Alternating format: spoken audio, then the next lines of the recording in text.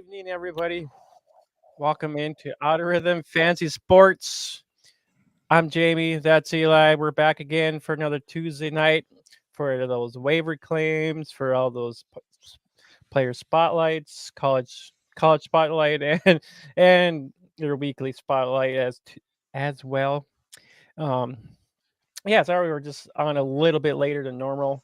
I was actually trying to finish up a few things myself. I actually have to upload some stuff here while we're doing our slick here. But yeah, other than that, man, we're here. Um, yeah, make sure Eli, you want to pop up our usual stuff quick and whatnot while I'm doing this here real quick. Yeah, make sure you can take it away real quick, Eli. Yep. While Jay's he's figuring that out on his end. You know what? If you like some of the shows that we do, hell, we got like a year worth of archive now, a little over a year. Go back and watch them, listen to them, whatever you want to do. YouTube, Spotify, uh, Google, Apple, Podbean. We're a bunch of different places. You can go back and listen, or you can listen to this one when it's posted. And if you did, you might find some of the hidden gems from this past summer. I mean, we were picking players left and right. Didn't see Joe Flacco coming. That kind of took us by surprise. But a lot of these other rookies, especially, we've hit, toot the horn. We've hit on. So you can go back and listen to a lot of the summer stuff, and then throughout the year, we have all the waivers from week 1 to now week 15. And DFS and all those goodies, all those hidden gems. So go back and check that out. And Discord, that's a good place to always exchange ideas, like fantasy wise or just sports in general. I know guys are getting into other sports. With weather's turning, winter's coming just around the corner. I know we still have. I mean, that's 35 and there's no snow up here, so which is keep our fingers crossed. But weather's changing, so go over to Discord and get ready for the fantasy basketball season to kind of get into full tilt, as well as hockey. NASCAR is coming up in 2 months if that's your speed. Finishing out the football year. Baseball's coming up. Baseball's coming up in about 3.5 months. So we got to mention Ohtani. A big 10-year deal he got from the Dodgers. So there's always hey, maybe you can go over to Discord and jump on one of the chats and discuss Ohtani and just how creative that Dodgers contract was. But yeah, we're excited, dude. It's Tuesday. We're back. What are we going to talk about tonight, Jay? Well, we always got we always kind of recap the weekend a little bit. We talk about our teams and what we saw and whatnot, and then we'll get into a couple of highlighted players, Eli's risers and his Gold Star Player of the Week. Ooh. And then we'll hit the waivers, and then always toward the end of the show, we will always do a prospect for the 2024 NFL Draft. So stay tuned for that. It's going to be I think it'll be a goodie. It's someone from our home state. So yeah, it should be a good one, I would think. And then we'll wrap up our show. So that's kind of the gist of what's going on and whatnot tonight. So yeah, make sure you jump in the comment section. If there's anybody got any questions or anything like that while we're on air, make sure you jump in. Ask us anything if you like to. And then make sure the Discord link is actually in the description below. So yeah, make sure you click that, join our Discord. There's a bunch of goodies in there. So, but all right, man. Well, I was gonna say too. I was gonna say quick, Jay. If you guys haven't done it yet, if you're new to the show, like and subscribe. It always helps us. We're not raking in any money doing this, yet. Anyways, so. But all the likes and subscriptions help. And we're just starting fantasy playoff. There's a like right there. We're starting the fantasy playoffs for a lot of the leagues. I would say 85% of leagues are starting playoffs coming up on with the Chargers and Raiders on Thursday, all the way till the Monday night games, Seahawks and Eagles. So big slate of games. We got 16 games again, no more buys. So fantasy playoffs are about to kick off. So we're gonna help you get to that point. With waivers. If you're DFS, I kind of changed it up a little bit with the scroll this week. I put some odds in the bottom, the spreads. So if you guys want to gamble a little bit, that's the updated lines and everything. I think the only thing that would surprise me is the, the Titans are actually a 2.5-point favorite over the Texans, and I wonder why. CJ Stroud is probably going to be out, and that's kind of a big thing if for fantasy owners. Right, fail. But yeah, no, CJ Stroud's been carrying the water for a lot of teams, and so I thought that was the most interesting of the spreads, and 49ers are a huge favorite over Arizona. Well, here's some really big news for a lot of us. A lot of us who actually have Justin Herbert. It's done for the season. Done. Done. He's an IR. So his finger, his throwing hand. Oh no! Yeah. Oh no! So I literally dropped him in a league. I'm probably going to drop him in some other leagues too because he's an IR. There's no point of holding on to him unless you're in Dynasty. No, unless you're in keeper or Dynasty. Yeah, there's no point. Make a roster spot because hell, we got some quarterbacks coming up, man. We'll help you guys out if Herbert was your guy, or if you need a 1 week starter for possibly Geno Smith and CJ. We'll try to get you a 1 week guy. Try to get you maybe we'll talk about some Joe Flacco. I mentioned him earlier, so. But yeah, it was an interesting week, I have to say. I made in most of my leagues, I made most of the playoffs. There's a couple leagues I missed out on, but I am rooting for some championships. In our actual home league there, I was talking smack to one of the guys, and I'm like, "Yeah, looks like you're going to be in second place or third place to be playing this week." And yeah, he gave me some gripe because hey, you got to talk some smack to your league and get people riled up, get people interacting and whatnot, and rattle their cage a little bit. yeah, got to rattle them. But unfortunately, I played, Harris Thursday night, and I should have kept Brees Hall in, which in turns I would have won my matchup and would have gotten a first round bye, but it's okay because sometimes if you get a first round bye, you kind of slack off. You don't really pay attention for a little bit. So I don't mind honestly playing week after week after week. So sometimes it gives you just a small little break. But other than that, hey, if you're in tune with football. I think to follow up with what you said, I agree in a sense because you see a lot of in the NFL just in the divisional round games. A lot of number 1 seeds get picked off. There'll be a 5 or a 6 seed that picks off a 1 pretty frequently. So yeah, sometimes you fall asleep at the wheel. You can't do it this year with all the injuries going on. You really can't afford to skip a week and hey, I'm the number 2 seed in my 12-team league. I got to buy. I'm just gonna whatever. I won't worry about my team. Wrong, because you could be waking up and Josh Allen could be on IR. You know what I mean? Patrick Mahomes could be on the IR. Tyreek Hill could have a concussion. He's out for week 16. You just never know, and then you're screwed because you get the playoff time. You don't get any cupcakes. There's no easy matchups. These are all guys that are. I'd say at least 8-6 and above. Oh yeah, good. The guys that are in tune with waivers, hitting the waivers and stuff like that.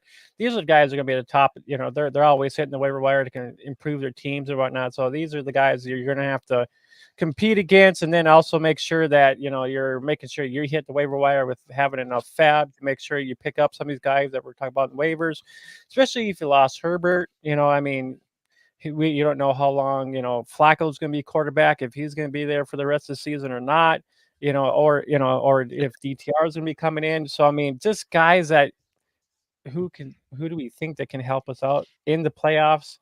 It's going to be a struggle because Herbert was one of the top elite guys that we always like, and now he's hurt. So it kind of bumbles everything. I guess you could put it that way. It's sad to say that the Vikings really suck because that game game was awful. That game was awful. Get out of here. I was listening to it. Dude, I was listening to it on the radio. So instead of the Vikings actually So the Vikings actually blowing their. I think I They were literally actually. just I think I did throw up. That's how I should have put the camera. I should have moved the webcam over. I literally threw up just having to talk about the Vikings and Raiders game. Oh God. Uh, Yeah, uh, I Nick couldn't believe Mullins, that. anybody? Nick Mullins, Yeah, anybody? No, yeah, no JJ. Madison might be out. I don't know. I mean, I don't know, man. What do you think about the fantasy prospects of some of these guys? You know, are the Vikes going to be dependent on, Ty Chandler? Is it going to be, I mean, maybe Jordan yeah. Addison, Brandon Powell? Like, who the hell? I guess Hawk, but where the hell does this team go from there?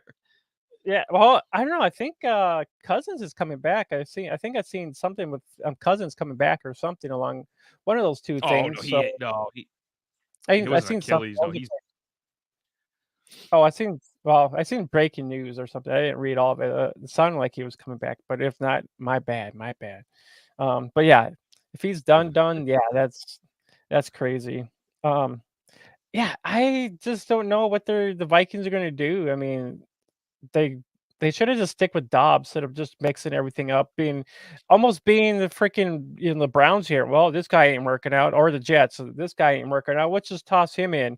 Well, let's go back to freaking Wilson and see what he does. It's just like, dude, try to stick with one quarterback instead of trying to like toss in 6, 8, 10, 100 quarterbacks, and you're not going to be going anywhere.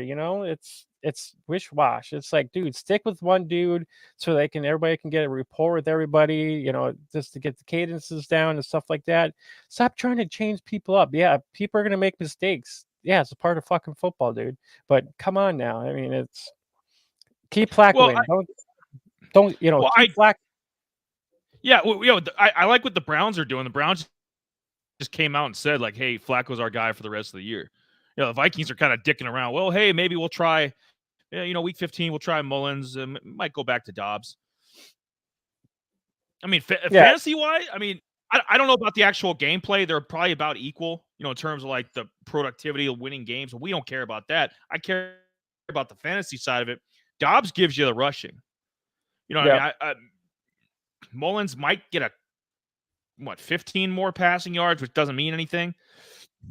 Like, yeah, if and a lot of people picked up Dobbs. Like, we all at some point, I think, in all of our shares, different leagues we're in, we all at some point picked up Dobbs, probably the last month. We're yeah. kicking We the did. tires on him. And now, okay, well, do I go with Nick Mullins? If Jake Browning from the Bengals is still available, do I go after him? Like, where do I go? Because I mean, we thought with the way he was playing a couple weeks ago, we thought Dobbs would at least be the guy the rest of the year. Oh yeah, most Didn't see definitely. this.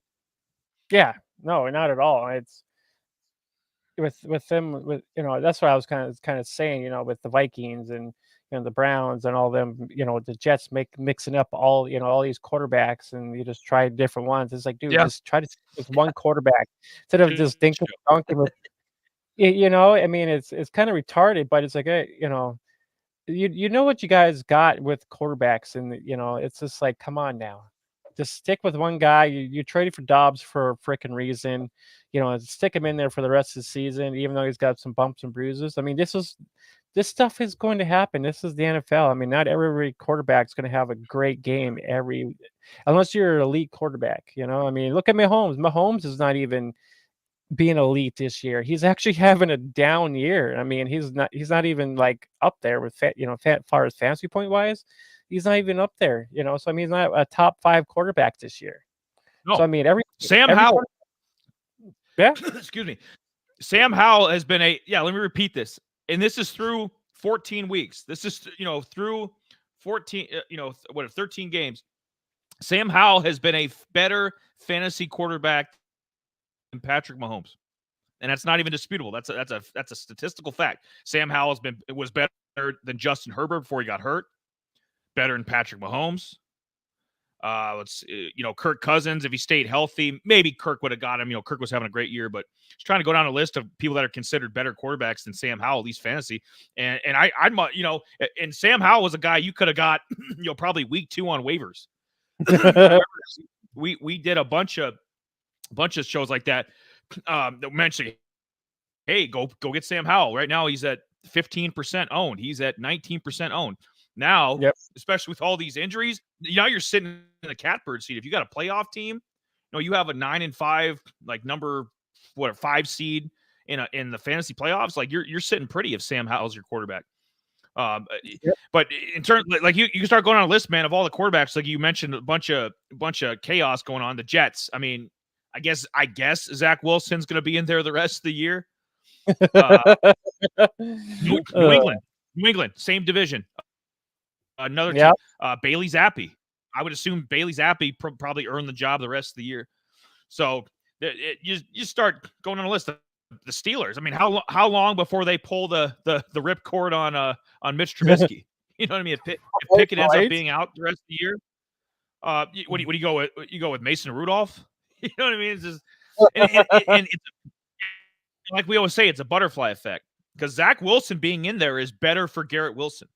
That's not hyperbole. I mean, that's a statistical fact. It's better for Garrett Wilson. It's better for Breece Hall. It's better for the rookie Gibson, who we like, Conklin. That affects. That's just 4 players off the top of my head that affects with Zach Wilson being in there versus Tim Boyle or some other scrub. So yep. Patriots too. I think the Patriots offense, I mean, they were awful, but Bailey Zappi being in there last week against the Steelers, Zeke actually put up a decent stat line, so Zeke's got some value. Juju, yep. I think Juju plays a little better when he's got Zappi in there. So Juju might, if you're in a deeper league and you need to throw Juju in your flex spot or something, you could probably do that now. If Demario Douglas comes back. So that's just a couple teams that have the quarterback issues. Now with like the Chargers, I remember Easton Stick at NDSU. They've had some decent quarterbacks come out of there. I think you've heard of Trey Lance and Carson Wentz. Easton Stick was the next in line with those guys and their program up there. But I don't know. I think he's going to be. I think he's going to be missed. I don't know. I'll see what you think, but I think he's going to be missing some weapons. I think Keenan Allen is questionable for Thursday. I'm not sure if he's going to. That's a quick turnaround, so he might be out. So really, he might stick, but he seemed to have was building something with Quentin Johnston. Quentin Johnston, I think, had his best game as a pro this past week against Denver. So maybe that'll benefit Quentin Johnston. I mean, we're both out on Austin Eckler. Austin Eckler, it's like Cinderella. The pumpkin. It turned midnight. He turned back into a pumpkin, turned it back into an undrafted free agent. Austin Eckler, I think the Austin Eckler era is done. Josh Kelly ain't much better, the backup. So, so Stick will be working with a lot less weapons than let's say Jake Browning or even Joe Flacco. Yeah. I see. Keenan Allen's got a heel injury, Herbert's finger, Jared Everett, hip. Boza, foot, Mike Williams. Yeah, he's out. But yeah, Keenan Allen's got a heel injury. Yeah, it's kind of sad because I don't know, with Eckler. I was talking to one other fellow, you know what? It was funny because I was saying man, I should just drop Eckler just to toss up the whole league because I'm at the bottom of the league anyways. And he's like, yeah, you should do it because I would have first priority of getting him. I'm like, yeah, nope, sorry, I'm not gonna do that. So I'm like, yeah, so I just, just saying some things. But yeah, me as a bottom feeder, just putting somebody out in the waiver wire could be collusion, trying to help out somebody win a championship. So yeah, no, I'm not gonna do that. Eckler's good, but yeah, he's not great. I just think he's someone you're just gonna put in and just gonna see what happens, really. I mean, I'm sure there's some teams that actually have him. I mean, he's honestly a first round dud. You picked him first round this year, and absolutely just, dude, he went to the emergency room right away. He's like, yeah, guys, sorry, I'm done for the season. I don't want to help you guys out. So yeah, it's sad. I probably I was gonna say, Jay, he figuratively went there. Justin Jefferson actually went to the emergency room. He was another probably, JJ was a top 5 fantasy pick. Yeah. Well, actually, first Eckler was Yeah, first round. Yeah, Eckler probably top 8, maybe Yep. top 10. So just cut. And those are just two guys off the top of my head. And all the quarterbacks. I mean, Burrow was a higher pick, probably second round pick. He's Yep. out. Just been ravaged this year. I mean, yeah. So I have sympathy for a lot of owners that. Luckily, my team, my 5 teams, man, I made the playoffs with all 5. You've had a few injuries here and there, but stay relatively healthy. You always got to appreciate, when you get seasons like that where you can stay when your main guns don't go down.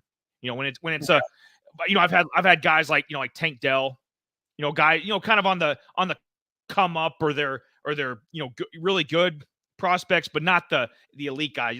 You can't be without Jamar Chase, can't be without Jalen Hurts, Tyreek, guys like that. You can't afford to lose for the season or for multiple. Justin Jefferson's missed half the year, so it's just been a lot of chaos with everybody. So my Yeah. regards. The other game is the Jets and Texans. The Jets, we were Oh just talking, God. we were just talking about Zach Wilson. I'm gonna throw up again. I'm gonna. It's funny because last week you're like, yeah, Brees Hall is, he's a downer for me and whatnot, and I Didn't know made Zach this. Wilson was gonna be back in. So I benched him in one league, but I kept him in some of my other leagues, and I'm like, well, okay, which I should have just kept him in, but knowing him, I picked him. I should just keep him in no matter what happens. I think I like him better over Harris, but those are some of the decisions you make, and it's just like, God damn it, some of those mental errors, and you're just like, should just stick with some of the guys that you want in your lineups and just go with it, and whatever happens. And yeah, the Jets actually beat the Texans 30-6. So I'm like, whew. With I guess with CJ Stroud going down, I would assume, with Tank not being there, and I think Nico was banged up, so I mean that Yeah, Nico's really, banged up. yeah, so that really deflated the Texans there in that aspect. So I mean it would be pretty hard to trust any of the wide receivers there, and the only thing you could They're probably trust is the running back situation. they're in trouble. I mean, through the air, if CJ's out this week, not only are the Titans are. I mean, they just beat the Dolphins. I mean, Titans are probably going to win that game, and they're favored. Um, Yeah. I could see another, I could see another 10, 13 point performance. I mean, Davis Mills was solid, given his where he was drafted and last couple of years. I mean, no expectations for him. He was solid fantasy for a little bit, but I mean, he's nowhere near CJ Stroud. And if the 2 stud receivers are out, who are you going to be dependent on? John Michie, Robert Woods. Yeah, you want Yeah. Brevin Jordan to step up. Yeah, it's going to be. I would say Singletary, the running back, and then Damian Pierce. He's so up and down. I don't even know where to put Yeah. him. But I would say Devin Singletary is probably the only guy on the offense this week you could if you had to start, you could reliably start. Yeah, I'm all choked up, man. I just feel I want to throw up. There were so many bad games this weekend that put a bad taste in my mouth. They were saying this is the first time since like the 1980s that there were 2 games at the half 0-0. yeah, and that was You know what I mean? the Vikings game, and it's just bad. I mean, the Chargers not really doing it. I mean, the Chargers is not the Chargers. It's you. I expected a lot more out of this team and then what they were supposed to. I mean, I know we hit this on the nail. I'd play that 5 times over for this. This team is garbage. They need to got the coat. We should do a Chargers segment to get some views or something and post it here. But here's my little rant. They need to gut the running back room. The receivers. I mean, Keenan Allen's old, but he's still productive. Mike Williams. If they're probably going to end up letting him go. Quentin Johnston. That's the only silver lining, really. And I think Josh Palmer's coming back from the IR, so I think Josh Palmer might be back the last few weeks. Yeah. But you kind of know what you have in him. I think he's a solid number 3. Yeah. This is the time for Quentin. This is the time, Jay, for Quentin Johnston to prove, hey, can you be a number 2? Can you be, if we let Mike Williams go, can you be Keenan Allen's sidekick, basically, and into next season? And for fantasy owners, I'm paying attention too. I mean, the team is garbage. They're probably going to lose out. They're probably going to go 5-12. But I'm going to be paying attention to Quentin Johnston. Yeah, He's about the only, just to see where his value is for next year, for the where he's drafted, and just to see if he can build on 3 catches, 91 yards. That's nothing to snuff at, man. That's over 12 points. yeah, And it is. he got some decent targets. I forget how many targets he had, but I think he had six or so targets, I would believe.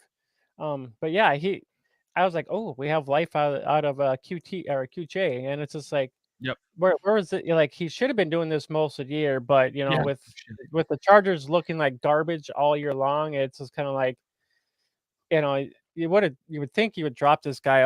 I said even drop this guy, but especially in deep leagues, you're still holding on to this dude. But small leagues, yeah, I'm sure you're dropping him. There's probably better guys out there on the waivers to hit up that guy. The Lions Bears game, I didn't really get to see that, but I did start. I did start Fields in a league, which he actually ended up with a touchdown. So and DJ Moore I started because there was a couple times where actually I have a share of DJ Moore, and I should have been starting him a lot more often than what I have been. So I plugged him in one of my lineups. So yeah, I was happy about that because he was on my bench here and there. I think he was on my bench for a little while. I'm like, dude, I missed it out on all these freaking like the last 3 weeks. The last 3 weeks, he's been almost putting up 30 points. And I'm like, dude, what the hell is wrong with me? So this week I'm like, okay, I'm gonna plug him in. So that's what I did. And like him and Fields just had a heyday. I think the Bears are gonna make a mistake if they trade or let Justin Fields go. I'm probably in the minority saying that, but I like what I'm seeing. If he plays decent the last 4 games, let's say they split them, they go 7-10. Fields kind of keeps up what he's been doing, not turning the ball over. Kind of looking like the 2021, 2022 Fields. Getting some rushing yards through the air, looking solid with DJ Moore. I would, I'd either trade down, because Carolina is going to get the number 1 pick. I'd either trade down and try to accumulate, add a few more players, add another offensive lineman. Maybe you could get, you can get Malik Neighbors, who we like from LSU. You can kind of get him a little further down in the first round. Or at number 1, hell, man, maybe Harrison Jr. Him and DJ Moore together. Ooh. Yeah, that would be nice. You'd have 2, Jay. This would be the best 1-2 receiver punch in the league within the first year, if not the second. By 2025, that'd be the best 1-2 punch in the league. That'd be better than anything the Bengals have had, better than what the Vikings before he got hurt with JJ and Addison. Yeah. It'd be lethal. DJ Moore is he's upped his game. I mean, I think he's having a career year. Anything, better than anything he did in Carolina. And you want to team him up with Harrison Jr. Fields, I don't know. I think it might be. I think you might be. I know he's been inconsistent, but I think you might make a mistake if you send Fields to they're talking about Atlanta, New England, couple Tampa maybe, a couple places Fields might go. And if he plays like this, I'd take him in Tampa over Baker. Keeps playing like this. Yeah. Hell yeah! I mean, hell, I would love to see him down there in their throwback uniforms and him tossing to Palmer down there. Dude, that would be sick as hell. I would love that. Fields to Palmer. That'd be hella dope. Because I think we're we're taking a receiver too. I think we'll end up. I know they probably need help in the secondary, but we're gonna lose. We're gonna probably move on from Evans and Godwin, so we're gonna have to probably promote Trey Palmer and then try to get another. Get a Keon Coleman from FSU or Odunze from Washington. Some guy like that, middle of the first round. Yeah, with Evans, being a 10,000 yard receiver, his hit 1,000 yards every season.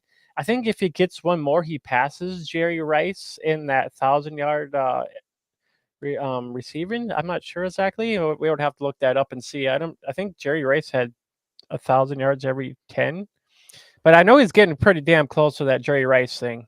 So with him having 1,000 yards, so we'll have to look that up. If anybody knows that if anybody's watching, if anybody knows that, put it in the comment section below.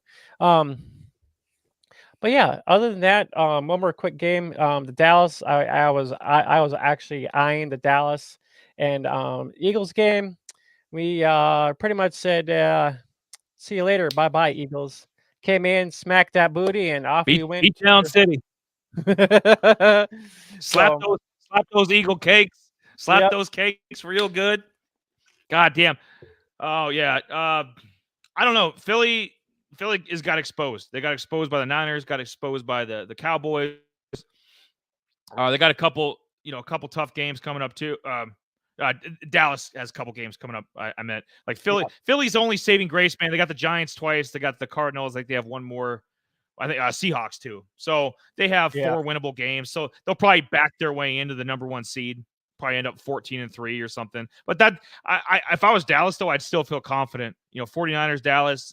I think that's your NFC title game. I think Philly's going to get exposed in the divisional round.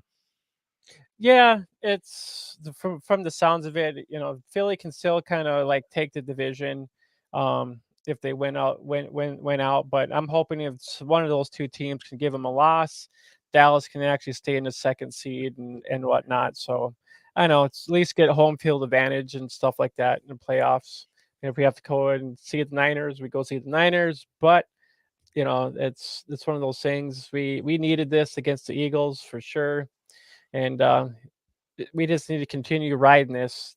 What we're doing now. I mean, the offense is looking pretty damn great. I love what's going on. I was racking up points. Dak is not being as stupid as he was last year, just tossing interception after interception. so, so Zeke is actually looking a ton. He's on the MVP talk this year. So I wouldn't blame him. I mean, he's looking damn good this year, which I'm happy with because the Cowboys need this. And but we still got four. We still have quite a bit of a season left yet. So anything's possible. Dallas could lose the next two. You just never know. So, but yeah. But did you want to mention the Monday night game? A couple of the Monday night games, or Yeah, no. Tommy DeVito.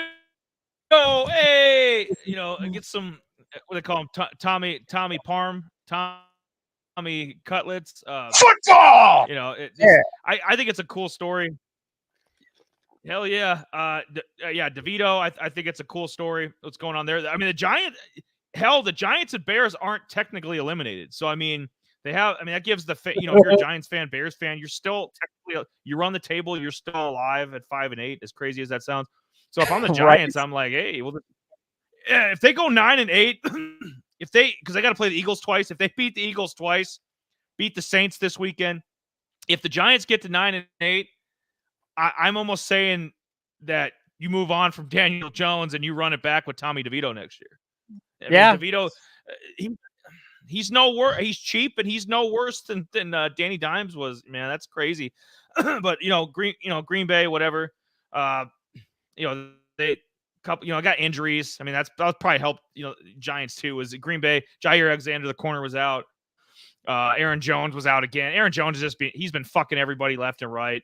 Fantasy owners all year. I wouldn't trust him, honestly. Doesn't he live with his mom? Yeah. Tommy DeVito lives with his parents. Yeah, that's awesome. Hey, And then when you're like you mentioned earlier. when you're Italian, hey man, you live with the family, man. Oh yeah, it's crazy. It's Yeah, a bit of a pizza pie. That's amore. Oh yeah, it's fantastic. His family was there too. They were doing this thing, all the whole, just like it was. They were kissing each other on the cheeks and stuff like that. It was just like, oh my god, it was good. I was kind of bouncing between both games. Yeah, because the bad thing is that in our 16-man league, I had Herbert, and he only got me a few points. But I mean, I had A-Chain and I had Okonkwo for last night, and the guy I was playing, he had three guys too, because he had Mostert, I think he had Hyatt, and then he had one other guy too, and it came close too, and I'm like, oh my god. At one point it was 25-25, and A-Chain was in there at the end, and their tight end got some more catches, so that put me over the top. So I'm pretty happy with that, but I now have to find a quarterback. So kind of a sad ordeal. Yeah. Hey, that's why we. Hey, man, that's why we got waivers coming up. We're gonna help you. We're gonna help anybody else that. And if you aren't watching live, share this with somebody, man. We got less than 4 hours before we hit Wednesday, and a lot of leagues, it's Tuesday, Tuesday into Wednesday waivers. So not a ton of people are watching this live. That's fine. But you can share it after we're done tonight, and if or at least hey, the Out of Rhythm guys, we're talking up. Hey, you should go out and grab DeVito. Hey, you should go out and grab Browning. You should go out and grab Flacco. There's a bunch Easton Stick. I mean, there's gonna be a ton of guys. If you need a quarterback to fill in for a week, you gotta you're in a dire situation. We got you covered. You got some players. We got some players we got to talk about quick. Yep, we do. Eric says, forget about it. Forget about it. Fugazi. Hey. Yeah, and Donovan says, "I need help." I'm sure you do need some help, Donovan. But all right, we'll get it. We'll jump over here quick to our highlighted players, gold star player, and Eli's risers of the week. We'll jump into that here. All right, our first guy on the board is James Cooks. James Cook. I'm going to cook him like it cooks with the Bills with that slab of meat. But anyways, the Bills, they came in, played. They came in and actually played the. I think they played the Chiefs. They played the Chiefs. That was a pretty good game, back and forth and whatnot. The Bills won 20-17 toward the end, but the Chiefs would have had that game wrapped up, but thanks to some numbnut, he couldn't keep his foot off the line, so they lost. So they lost that game. Check with the official. Kadarius Toney's a bum. He's a bum. Yep. So, I want to say here, James Cook, 91% rostered. He was 62% started this weekend. 30.10 fantasy points. That was RB3 on the week. 10 attempts. 58 rushes. Not rushes, yards. 5 targets, 83 yards. That was good for 16.6 yards per catch, and he had a touchdown in this game. We talked about Cooks earlier this season, and that was way back, probably like week 2 or week 3. I'm like, did we ever talk about this guy? And I'm like, oh wait. I had to go. I went back and took a look at all of our highlighted guys we talked about. I'm like, no shit, we did. And James, Cooks kind of bounces off. He's kind of like, he has a good game and then he's not there. He has a good game, he's not there. But I mean, he's kind of been consistent, but not consistent at the same time. And I'm just like, well, this last game he actually had a pretty. I think he can be a more consistent player. The way they used him now. This is how they should be using him. I mean, he's a versatile running back. He can run through the tackles. He's a good pass catcher too as well. I mean, this is how they should be using him. But other than that, he had a pretty good weekend. With 30 some odd points this weekend. You go ahead and chime in. I want to find his stats here real quick. Yeah.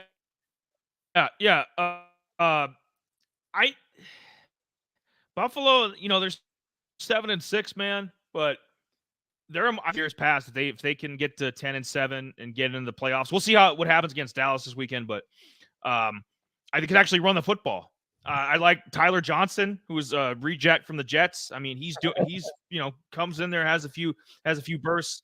Latavius Murray kind of resurrected himself. He's probably 84 years old at this point. Latavius Murray's a nice changeup. James Cook. It's not every week, but I mean, it's better than the running games, better than the past with Singletary and Cook. I know they had that combo last year. Yeah. So, Cook going forward, I'd stay in pat. I'd keep him in there. If you're in a 12-man league, I'd keep him in either one of the 2 running back spots, or if it depends on what format of your league. a flex spot, but I'd keep him in the starting lineup. Absolutely going forward. I'd ride him out because there's a lot of other more inconsistent running backs. Trust me. Yeah. The last actually couple weeks here, he's actually been putting up 22 points. He had another 22 points. He had 22 points He's on fire. against Jets. Yep, he had 22 points against the Jets, 22 points against Philly. He didn't have any touchdowns in that game, I don't think.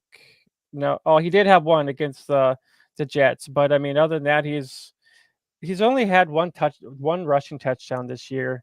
But I mean, he's had a couple 100-yard games already. I mean, if the Bills can actually like get him going or actually kind of get that pass game going and then get the run game going, Cooks, I don't see why he could not have like more touchdowns this season. I mean, honestly, he should at least have 5 rushing touchdowns this season, but they mismatch all these running backs. I saw that Latavius Murray catch, which was like in and out his fingers. It's like, dude, what the hell was wrong with that? But I just think Cooks is overall better. I mean, he's got 3 receiving touchdowns, but only 1 rushing touchdown. Kind of crazy to see how they're actually using Cooks. But the playoffs here, real quick. They got Dallas here next. They got Dallas here this upcoming week. Dallas's rushing defense is 13th against the rush. They got Chargers next, who are after the following: Chargers, Patriots. Chargers is 16th against the rush. And how are the Patriots 3rd against the rush, not giving up any freaking rush? Like they hold running backs down to only about 88 yards per game. How in the hell is that possible? Because their defense is good. Patriots defense, nothing wrong with Patriots defense. It's the fact that they were dumb and started Mac Jones for like 10 of the games. That's why they're 3-10. Because Mac Jones is awful. You deserve to be 3-10 when you start Mac Jones that many games. Get him out of here. Yeah, James Cook, play. Yeah, I think he'll have a good not really good outing against Dallas, but the Chargers, I think it could be a pretty good outing there. And yeah, I don't know, the Chargers up. Patriots. Chargers packed it in. They got their backpack ready. They're hiking out in the middle of the woods. That's where the Chargers are going. Yeah, so and they got the Patriots at home, so there's possible he could probably get a touchdown there. Even though the Patriots are 3rd against the rush, I just think that there's a good chance that Cooks gets into the end zone. All right. Any other real quick thoughts on James Cook before we move on here? Nope. Meeting adjourned.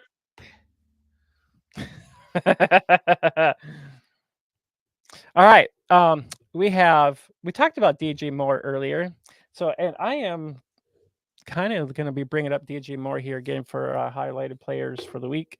We brought him up earlier. Bring him up again because he's that damn good. Right? Touchdown, Bears! There we go. That's what he did. He had a touchdown. Hold on. He had one. Touchdown, Bears! He had two. Two tutties.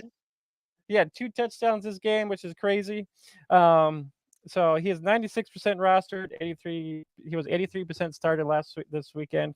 26 fantasy points. He was wide receiver 3. 10 targets. He was 6 receptions, 86 yards. But he had a couple rushing, and then he had the rushing touchdown as well. I know we talked about him before earlier. I know. Like, I think you even mentioned too earlier this year, like, hey, you should be starting DJ Moore. And stick him in your lineups, keep playing him. Me,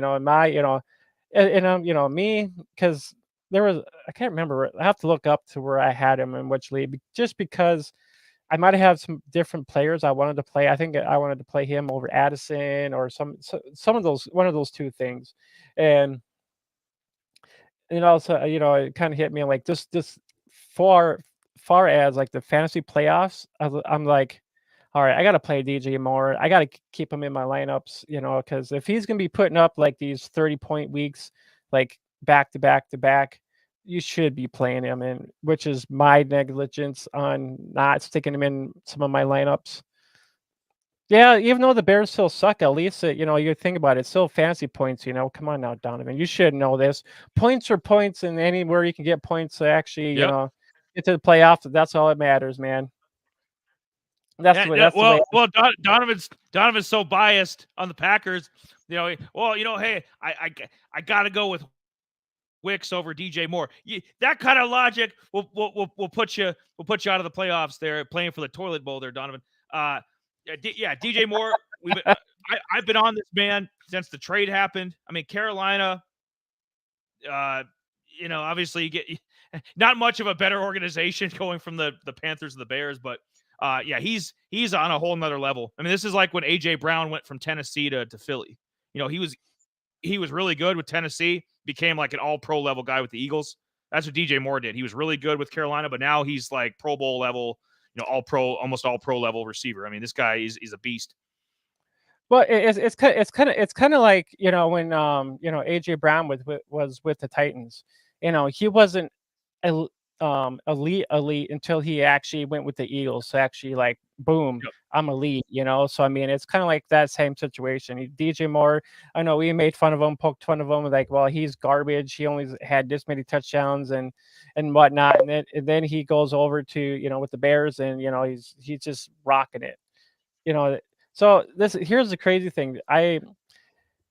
In the one league that I have him in here, I have Crystal Lave, I have Jordan Addison, I have George Pickens, and I have Garrett Wilson. So you can see how hard it is for me to try to get all these guys that I want. Yeah, this is the sad part. This is my 3-11 team too, and I think I talked about it before. So it's just like it sucks because I had a good team, but it just went to garbage. I don't know what happened. So it's just. Well, in this year, in defense of you and other guys that are probably in this situation, gals too, like you want to think, hey, I have a surplus of receivers. I'll ship one out. If it's especially if it's a year-to-year redraft league, like, hey, I don't need 5 really top-end receivers. Let's go get some running back help. Let's go get a tight end, maybe a backup quarterback. Let's go get some help.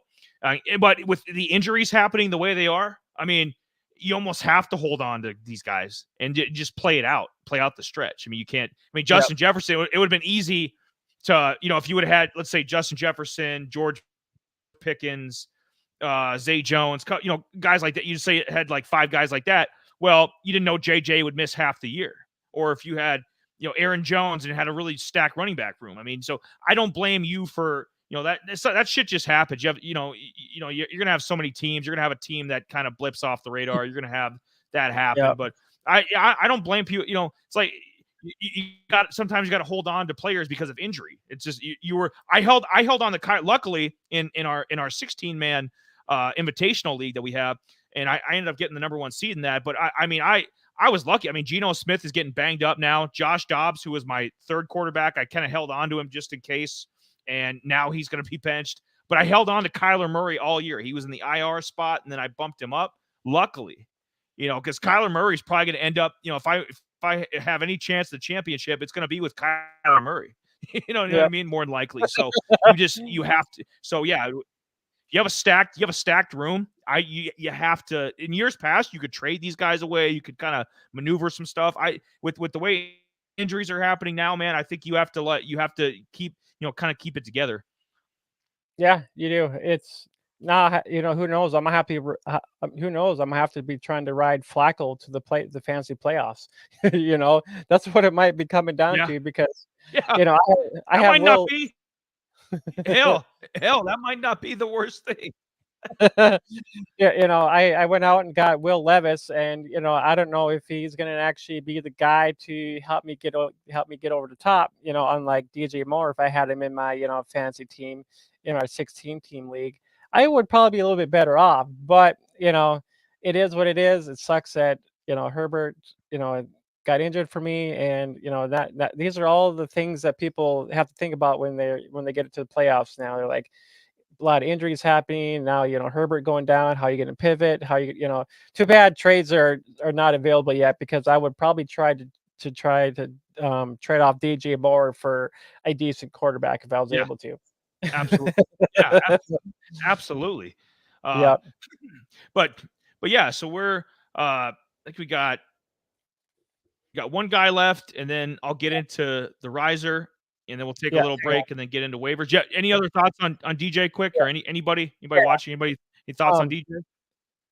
For the playoffs, he's got the Browns, he's got Arizona, and the Falcons coming up. So the Browns are first against the pass.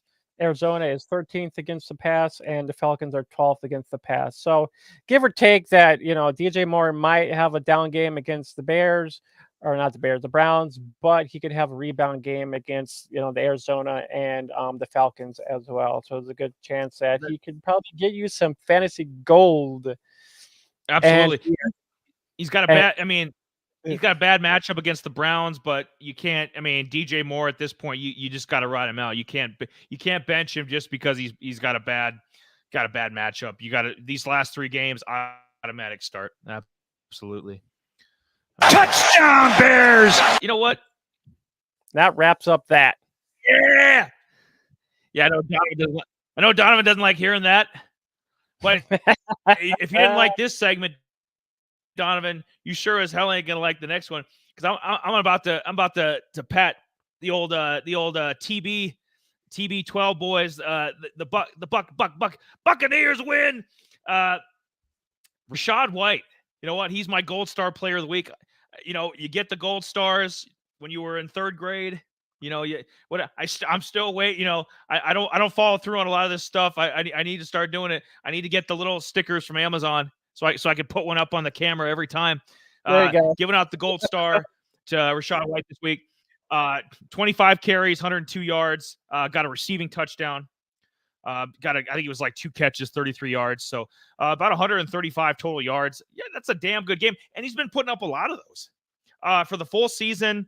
The average per carry is not that great. It's about 3.7. He's got 745 yards on the ground, 5 touchdowns. But the receiving, it was kind of deceptive. He's got 48 catches out of the backfield on 53 targets. And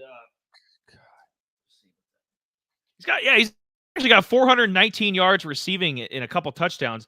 So in total, and I wouldn't think that. I mean, he's my running back. This is my team. And before the season started, I mean, I think you were higher on Rachaad White than I was. I'm like, no, he's not a feature back. He's a complimentary guy. But when you combine his like all-purpose yards, receiving, rushing, he's over 1,100 yards. I think the total is like 1,164 or something. So 1,164, 7 touchdowns. I'll take it. He's actually the number 11 rated fantasy back, which is incredible if you think about it. I mean, he's a few good games and he'll be a top 10 fantasy back. I never could have imagined that. I know he was drafted, not quite top 10, but he's a fifth round. Nope, he's 5th overall in fantasy points. Holy shit. Holy shit. All right. I stand corrected. Good golly. Any thoughts on Rachaad White? You have any shares of him, or? I don't know if I actually do have any shares of him, actually, to be honest with you. And I think I probably just overlooked him more because I wanted guys like Breece Hall. I wanted Alvin Kamara, Sexier picks. Yep. Yeah. And, Rachaad White actually kind of opened my eyes a little bit because I was just looking at his game log. And, dude, like almost every week he has almost 20 points every week. And I'm like, what? I'm like, no way. Yeah. And I don't, which college did he actually come from, if you remember offhand? Oh, shit. I wasn't quite sure offhand, but I was trying to think of which college. Keep talking. Which college he came offhand, because the way he's been actually like trending right now is that he'll burst off a little bit 100. He's actually had a couple 100-yard games already. I mean, he's been getting work in the pass game, which is not Arizona State. So he played with Jaden Daniels. Yeah. Trophy. Yeah. So yeah, I mean they were kind of the pass off, dump off, kind of that pass back a little bit then. So I mean he's gotten work in the the passing game when it does come down to it. The rushing game, yeah, he's had a couple 100 yards game as I mentioned already. And because I know there was somebody else in front of him last year, I think. That was he wasn't really playing that much last year. He was only kind of integrated a little bit. Lenny. Oh, yep, that's what it was. Yep, Laney. So he wasn't Yeah, really, he really didn't get like it was the him, Vaughn, Vaughn, and Lenny. yeah.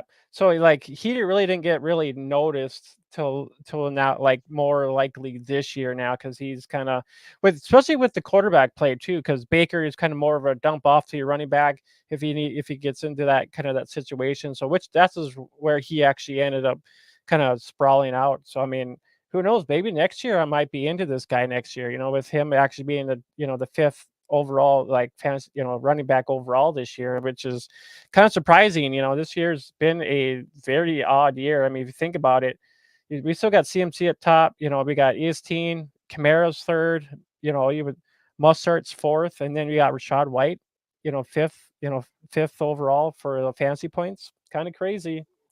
Brees Hall is six. You got Joe Mixon, Tony Pollard, Bijan, and Gibbs are there. Those are your top 10 guys this year. Which Yeah, is he's worked. I'm been pleasantly surprised. He's worked his way in with, and a lot of guys we're talking about. These are Pro Bowl, all pro level guys. So I mean, that's his stock definitely has risen. And I thought Sean, I think I was a little lower on him too.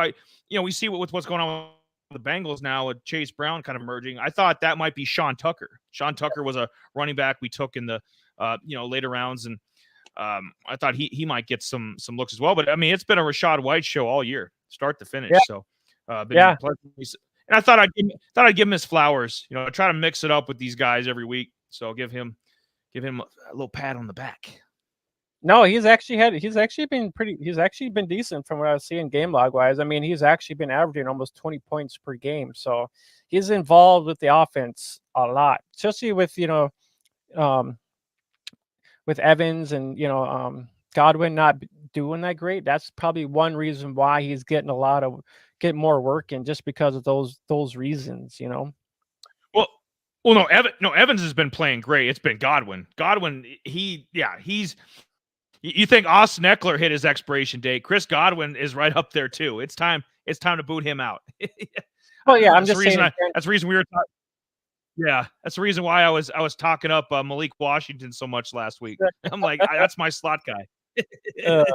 Get Godwin out the door. All right. Got a riser? Our risers. All right. We got I think I'm probably a week late with this guy. It was between him and Tucker Kraft last week, and yeah, obviously he popped again. Scored a big touchdown for the Bengals. I think they were playing the Colts. They smacked them around. Chase Brown has just been super impressive the last couple weeks compared to where he was, and I think it's learning the offense, obviously. Having Bengals have to kind of duct tape everything. Joe Burrow's out, so they have to pretty much duct tape everything together now. All hands on deck. So any playmakers they can put out there, man, they're gonna do it now. So it's being healthy, fresh legs, learning the playbook. So weeks 1 through 12, we didn't do anything. We were kind of wondering too, because I remember talking him up in the preseason and back in July and August when we were doing the reviews of the division. I'm like, hey, what? He was my sleeper guy of our top 5 list. He would have been my 6th. So I'm like, look out for Chase Brown. I mean, if they let go of Joe Mixon in 2024, he's going to be their feature guy, and that may very well end up being the case. Weeks 1, like I say, 1 through 12, 2 carries, 6 yards, couple catches. Very like he didn't exist. I mean, he was ghosting. That's exactly what he was doing. Last two weeks, 86 yards rushing, 3 grabs, 80 yards, and a touchdown. Not like, he hasn't like burst out, like he wasn't like A-Chain and just burst out of the scene, had a 200-yard rushing game where the whole world was put on notice. Like, holy shit. It hasn't been anything like that, but it's been a slow build. And that's good for owners because he's only 7% owned, and we'll get into him in waivers. So you could go out and get him, right? This wasn't like the minute A-Chain popped, that big game against Denver, I mean, everybody and their mom was on him. I mean, he went from probably 20% owned to 85, just in one game. But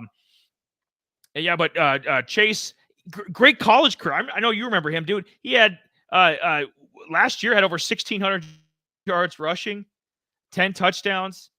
I know Illinois isn't. I mean, it's still a Power 5 school. I mean, it's not anything to snuff at. But he had a damn good career in Illinois. 5th round pick. I think just going forward, his stock is going to steadily rise. That's why I put him as my riser of the week. Any thoughts on Chase Brown? Yeah, if he actually played college fantasy football, he put up 293 yards or not 293 fantasy points in a PPR setting last year with 10 touchdowns, 1,643 yards. He had a little bit in the receiving game, 240 yards, 3 touchdowns there. So I mean, he's kind of a durable back, I mean, he's quick, speedy. We talked about him this summer too. Only reason why I know this because he was on my fantasy team, which helped me lead to a championship.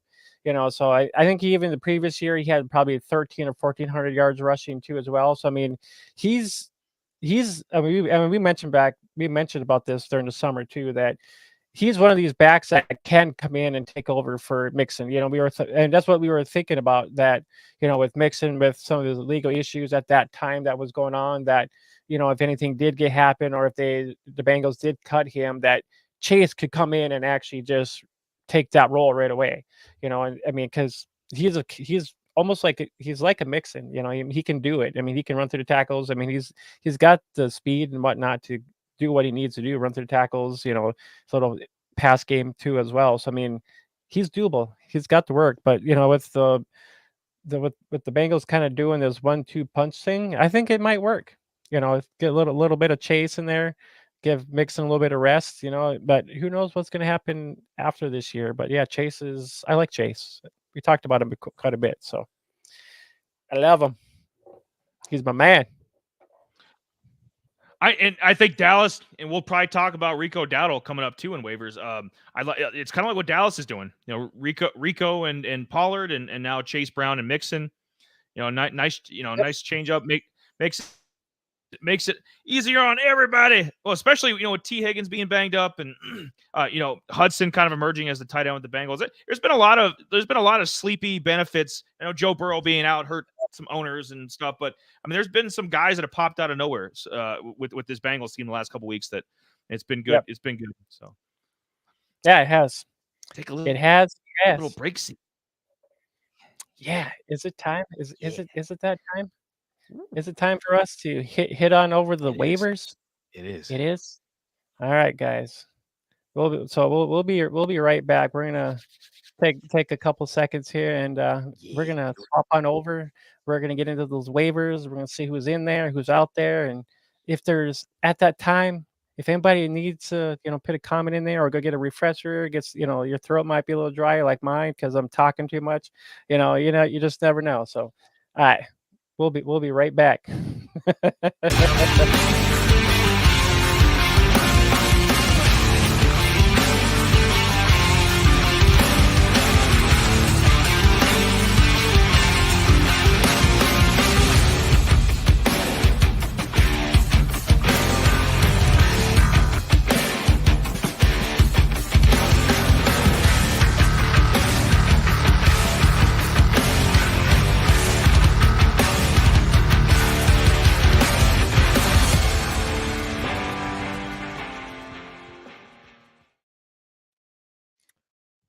Welcome back, everybody. Welcome back into Auto Rhythm Fantasy Sports. It's week 15.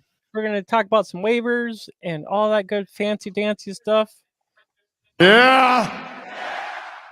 Yeah. Oh. Drum roll, please. Bah! Let's get into the... Donovan, when I opened the box, I couldn't believe my eyes. It was the largest I have ever seen. Great sponsor. Yeah. Yeah. I'm going to give you 10 free car washes, Donovan. Come on down to Tommy's Express. Open till 8. Oh, not a sponsor. Oh, hell. So let's get into the waiver 5 here. My end. And I think Jay's doing the sleeper side. I'll start by saying, like I do every time we get into this. So I do the Yahoo side of it. which I think is comparable to ESPN and some of the other platforms. So wherever these numbers are at, the percentages for these guys or who's available should be pretty similar. And I keep it under 20%. I keep them under 20% owned so that pretty much universally you can get them. If you're in a 10, 12, 16 man, league size like that, maybe even 20, if you really want to get some deep cuts, make it so it's, I'm not going to put, I'd love to put up Jake Browning this week, for example. Jake Brown is from the Bengals is popping. He's at 28%. He doesn't qualify. So there's some other guys that, Eli wasn't he included on this list because they don't, they're too highly owned, and you're going to have trouble getting them. And so that's why I thought 20% and under, that's where I keep it at. So we work within those parameters. Start off with number 1, Chase Brown. We just talked about him. I think he'd be worth a bench spot just in case something happens. You never, the way injuries are happening, Joe Mixon could go down week 15. Against the Vikings Saturday night, Joe Mixon could go down for the year. And then week 16, you've got a feature back ready to go into your playoff matchup if you either have a bye this week or you're, yeah, exactly. I don't think it would hurt to have Chase Brown in reserve the way he's charting. So I put him at number 1, only 7% owned. Number 2, Demarcus Robinson. You know what? I could have put one, his distant cousin Wandale. I could have put another Robinson in this spot. Wandale had a good game last night against the Packers, but Demarcus Robinson, he's had 2 games, back-to-back games with touchdowns, double-digit fantasy points. It's kind of coincided with the emergence of Matt Stafford. Matt Stafford is just tearing it up. I think he's got 10 touchdowns the last 3 games. Like, Matt Stafford is playing some of the best quarterback play in the entire league. So I just ride this out. Right now, I think currently, I think he's, at least for the last couple games, he's passed Tutu Atwell. He's like their number 3 receiver. And obviously you got Puka and you got Kupp. He's nowhere near those guys, but Demarcus Robinson had a couple decent moments a couple years ago with the Chiefs. And so, he's had a few good moments in the NFL. They got more or less, I think it's a 1-week pickup because they've got a really good matchup against Washington. Washington has got one of the worst pass defenses in the league. I thought it was 31st. Jay might correct me on that, but Washington's pass defense is awful. Everybody's been tearing them up all year. So Brown, I'm doing the long game, meaning that, hey, have him. If you had a roster spot on your bench, put him there. Robinson, if you're desperate in a 16-man league, you might be able to start him this week. Maybe he can get you another cheap touchdown. Robinson had 10 freaking targets last week, but only 3 receptions. Yeah, but it's a volume thing, Donovan. It's at least he's getting those targets. I'd be more concerned if it was like 4 targets on 3 catches. Then it's like, okay, this guy isn't really involved that much in the offense. But the way Stafford's playing, being a number 3 option right now isn't the worst thing. So especially against this Washington defense. So I'd say Robinson is a 1-week guy that you might be able to start. Rico Dowdle at number 3, 10% owned. I think going forward, and what I was reading and what I've been seeing, I think they're going to be splitting carries. I really do. I think him and Pollard are, it used to be Pollard 1 and then a distant 2 was Dowdle. Now I think they're like 1-1A going forward. And, Dowdle's had a couple double-digit fantasy games the past, I think 3 or 4 games. He's had at least 2. So, he's starting to pick it up. And when he gets more carries, there's more yards. He's had one this past week, and then I think 3 games ago he had 12 carries rushing. Usually he's just been a guy catching passes, but now he's actually getting the carries to go with it. Only 10% owned. He falls in line with Chase Brown, meaning that if something happens to Tony Pollard, if you got a room on your bench, I would pick Dowdle up, stick him on the bench, and then you never know. Week 16, week 17, you might have to put him in because Tony Pollard goes down. So I guess Brown and Dowdle will be insurance policies. Robinson will be a 1-week guy, 1-week starter. This guy here, Jay was just mentioning in an earlier segment, Joe Flacco. You might have to ride Joe Flacco out with Justin Herbert being done. Joe Burrow has been done for a couple weeks now. Start going down the list.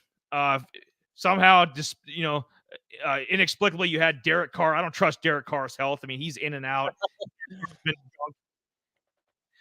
Just trying to think of like guys you might have had at quarterback or trying to start or if you had 2 quarterback leagues, guys you might have had to put in. If you can't get your hands on Jake Browning, this is the next best option. Joe Flacco. I know they lost the Rams two games ago, but he had a damn good game with the Rams. Had 3 touchdowns against Jacksonville, and you know what? He's got a couple weapons to work with. I mean, David Njoku is a beast. I mean, he had 2 touchdowns this past week. Amari Cooper, Elijah Moore has been playing better. Jerome Ford's catching balls out of the backfield. Pierre Strong. They got some guys to work with on the offense. So I put Flacco at number 4 because you're going to be able to get him in just about any size league, and stick him in. You might, 2 quarterback league. I'm playing Joe Flacco this week. Absolutely, he's one of my 2 guys. If you're in a 12-man, that's iffy. I'd keep him on the bench in a situation like that. And number 5, Parker Washington. 2 weeks in a row, a lot like Demarcus Robinson. 2 weeks in a row, Parker Washington's had a touchdown. And he was at what, like 0%, 1% last week, up to 6%. So he's still readily available too. I know Zay Jones would be a better option. I know Zay Jones just got 14 targets this past game against Cleveland. So I know Zay Jones is a sexier option. But if you can't get your hands on Zay Jones because he's 28% owned, the next best option, Parker Washington. I'd say Parker Washington right now with Christian Kirk being out is probably the number 3 receiver. He's behind Zay Jones and Calvin Ridley. So, but if Lawrence goes off, which he can, I mean, Trevor Lawrence, he just had a 3 touchdown game against Cleveland, and they have one of the best pass defense in the league. So, and Trevor Lawrence is always capable of that. So if he goes off and it's not Ingram, I should say number 4 option, number 3 receiver, because there's Evan Ingram, Calvin Ridley, and then Zay Jones. But I would say Parker Washington is their number 4 option. And, like I said, Lawrence goes off, he gets you a cheap even 60 yards and a cheap touchdown, maybe 3 catches, 60 yards, touchdown. In a PPR league, man, that's 15 points. And that'll be good enough. And where I put Parker Washington, I put him in the bench category. It's like a fire extinguisher. Break glass upon emergency. I would just pick him up, stash him on see if some injuries happen, for your playoff run, and use on emergency. Joe Flacco, of these 5 guys, Joe Flacco is the only guy that I would feel comfortable, especially in a 2 quarterback league, starting. And Demarcus Robinson's got a really good matchup. He'd be another guy in a deeper league, 16-man, that I would also feel comfortable starting. The other 3 guys just kind of keep in reserve, just filling out the bench, just in case some injuries happen. Any thoughts? Yeah, it looks like a pretty good list to me. If you really need a quarterback, Flacco would be. I mean, there might be a few other guys out there too as well. I mean, would you take Flacco over Desmond Ridder? Yeah. Yep. Flacco over Bailey Zappi. Yeah. And Flacco over Zach Wilson. That's tough. I wouldn't have said that last week. I would have said Flacco automatically, but that's tough. But I'm gonna lean Flacco just because I like some of the weapons he's working with. He does have some good weapon systems there. Yeah. Robinson, I don't know much about because I don't really see him play too much. Or the Parker Washington too as well. But the Dowell, I think that especially in a deeper league, if you needed somebody like him, I think because with them kind of going back and forth a little bit, and Dowell did have a touchdown against the Eagles. So, I mean, he kind of does get some touches and a little work too as well. So it's kind of a 1-2 punch there as well. Yeah, I like it. Good list. All right. So we'll hit up to my 10 and 12 man leagues too as well. I have Chase Brown on here too as well. He's available in 12% of leagues. Washington, he talked about him too as well. He's 20% rostered over in sleepers. Yeah, I like it. If you don't have if you had Christian Kirk and you went out, Zay Jones would more likely be the guy you would want to chase, but Washington would be that guy. I got Joe Flacco up in here as well. He's only 8% rostered. So, I mean, if you're actually in like those deeper leagues and whatnot, if you lost Herbert like I did, you'd probably be going to chase him more than likely as well. unless you got a guy like maybe Stafford that's out there who's 53% rostered, which he honestly should be almost like 96% rostered. So I mean, I don't know what a lot. Jay, I don't mean to cut you off. But this okay. If you're 5-9 and miss the playoffs, and your quarterback room is shit, you have nobody to blame but yourself. Because how is Matt Stafford? He's been the number one fantasy quarterback the last 3 weeks. Like not each week, but like cumulatively the last 3 weeks, that has been the number one quarterback, fantasy quarterback in the league. And how he's not rostered is ridiculous. 47% of teams don't have him. That is ridiculous. You deserve to be playing for the toilet bowl when you're not rostering Matt Stafford. I just had to put that in. Yeah. And then I got Tucker Kraft in there because I was trying to figure out tight ends that you could probably be useful to use, and Tucker Kraft would be a guy you could probably look at. I actually should have played him in a league of mine over in Sleeper because I was going through some of my leagues before I actually kind of dozed off, and I forgot to put Tucker Kraft in my lineup to actually for me to make the playoffs, and I had Dalton Schultz in there, and I'm like, God damn it, how did I not see this? So yeah, make sure you go out, and if you need tight end, Tucker Kraft is a guy I have on some of my rosters, and I stuck him in and played him in a couple leagues too as well. Rondale Robinson is 16% rostered too. I mean, we all with the Giants maybe just doing this little surge of push. I don't really see why Wan'Dale Robinson cannot be useful in some of your guys' leagues. I know Hyatt was a guy we talked about last week that you may be a stash guy too as well. But I mean, I don't think he really had too much into this game, so it looked like Rondell Robinson was the guy getting work put in this with the Giants offense last night here. I think while you're thinking of that, I think Wan'Dale with Tommy DeVito in there, and Tommy's earned the job the rest of the year, in my opinion. If DeVito's in there, Wan'Dale's their number one receiver. I know they've got other guys, they've got other options. I don't care. It's Saquon at back and Wan'Dale at receiver, and so that's how they're going to move the football. So Wan'Dale needs to be on at least your bench. I mean, come on now. Wan'Dale deserves a spot there. And then Tucker Kraft I think he had 4 grabs, 64 yards. Yeah. So he's putting up solid tight end numbers. If you can get 10 points, 10, 11 points out of your tight end in PPR, man, I'll take it. Sign me up. Yeah. And that's a safe play, It is. It is. So yeah, those are my 10 to 12 man leagues. And now let's look them deep hard. Cuts. Deep cuts. Yeah, those damn deep cuts, I tell you.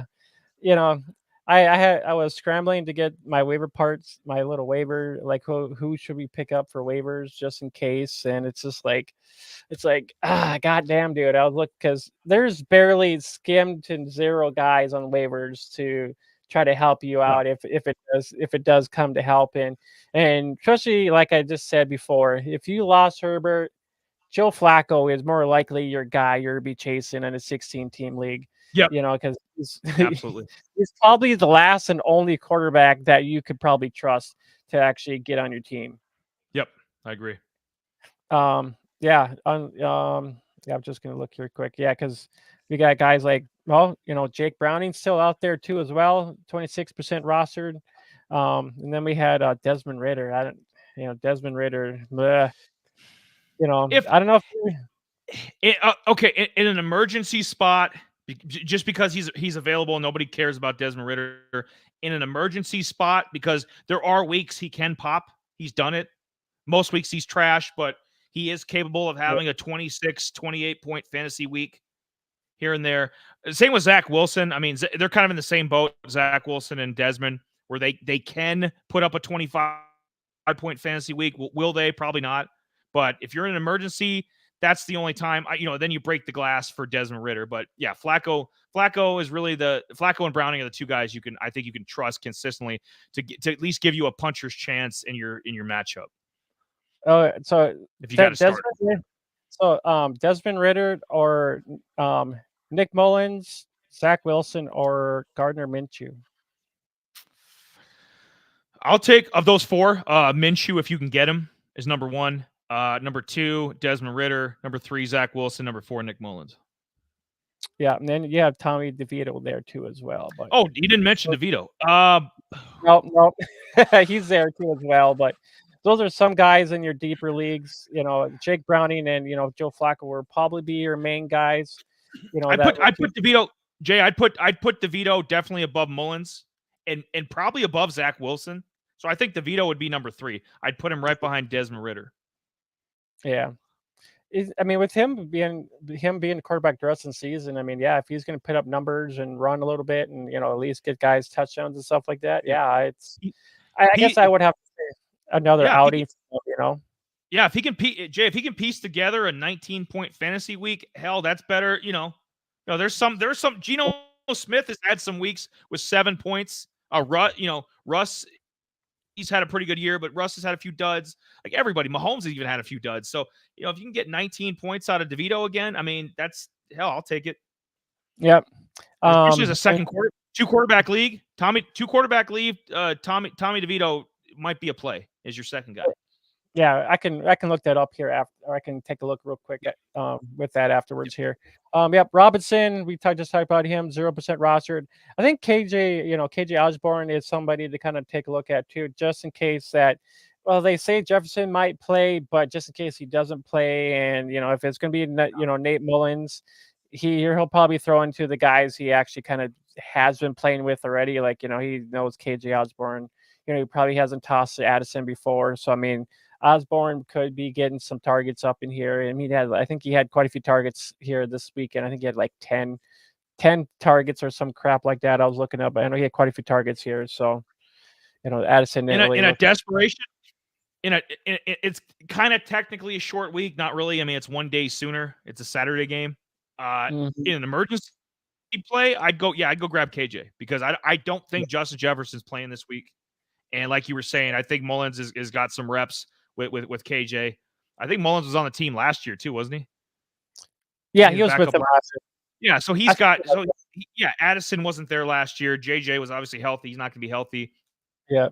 Hawkinson got there middle of last year. So yeah, of all the sleeper receivers, even more so than Brandon Powell, if you can get your hands on KJ, he might be a good 1 week play guy. If you got to stick him in, you got injuries or if Keenan Allen. If Keenan Allen doesn't play, somebody might need a receiver. KJ might be a good 1 week fill-in guy for a Keenan Allen type. Yeah, because just looking at the waiver wire, you got Demarcus Robinson, Rondell Moore, Devontae Wicks, Hunter Renfrow. Tillman's out there, Alex Pierce. Out of these, I thought KJ Osborne was probably the better guy. Yeah. Yep. You got Slayton and Darnell Mooney. He's not really doing much. Just Traylon Burks hasn't done much. Tolbert's kind of been hit and miss, but he hasn't really been there.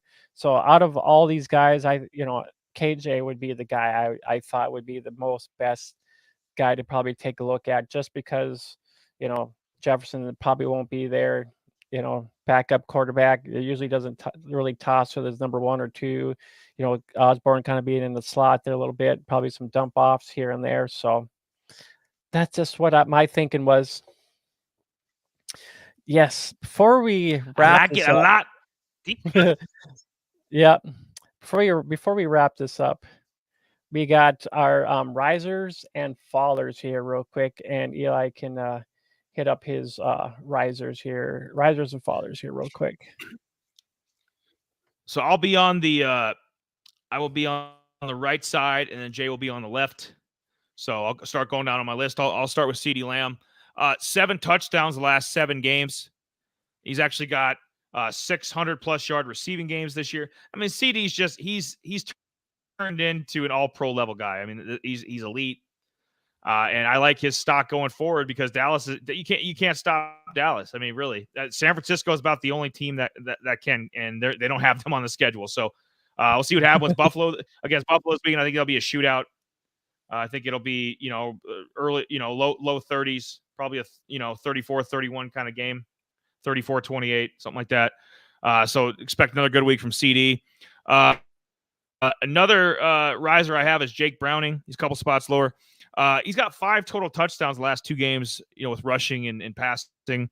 856 passing yards the last three games, which he started, which is damn good. I mean, that's in the top 5 of the quarterbacks from the last 3 weeks. So, yeah, Jake Browning's really been tearing it up, and I think his stock is rising. Obviously, I found it a crime that in the list Jay just did with sleepers, 74% of owners don't have him. Like, come on now, he deserves at least a spot on your bench, or I'd feel comfortable 2-quarterback league. I would definitely feel comfortable playing him as my second quarterback. Absolutely, no questions asked. If we have to go there with it. Now, these other two, I was higher on Adam Thielen earlier in the season, but I mean, the fact the guy hasn't had any touchdowns since week 6. He's only had like a little over 300 yards since week 6, so really hasn't. It's kind of fallen in line with Bryce Young. Bryce Young has kind of regressed and fallen apart, and so the team has. They fired the coach. Adam Thielen is kind of showing his age now. So if you've had any shares of Adam Thielen, you'd probably bench him at this point. He's too good to drop, but I wouldn't be starting him anymore, especially in the playoffs. I mean, you need credible guys that can get you at least 70 yards and a touchdown. He ain't gonna do that. Yeah. The other guy is a little more surprising because he's got over 1,200 yards receiving this year. It's like, Eli, where is this coming from? I just think with the fact that he's banged up, he's probably not going to be playing this week. So boom, especially a short week. We got 2 days until the Raiders game. He ain't playing. They're not playing for anything. They're not gonna risk Keenan Allen's health. So I think Keenan's gonna be out. Donovan, I'm down with Browning. Oh, I bet you are, big boy. But Keenan Allen, he's had no touchdowns the last 3 games. I think there's been an emergence of Quentin Johnston.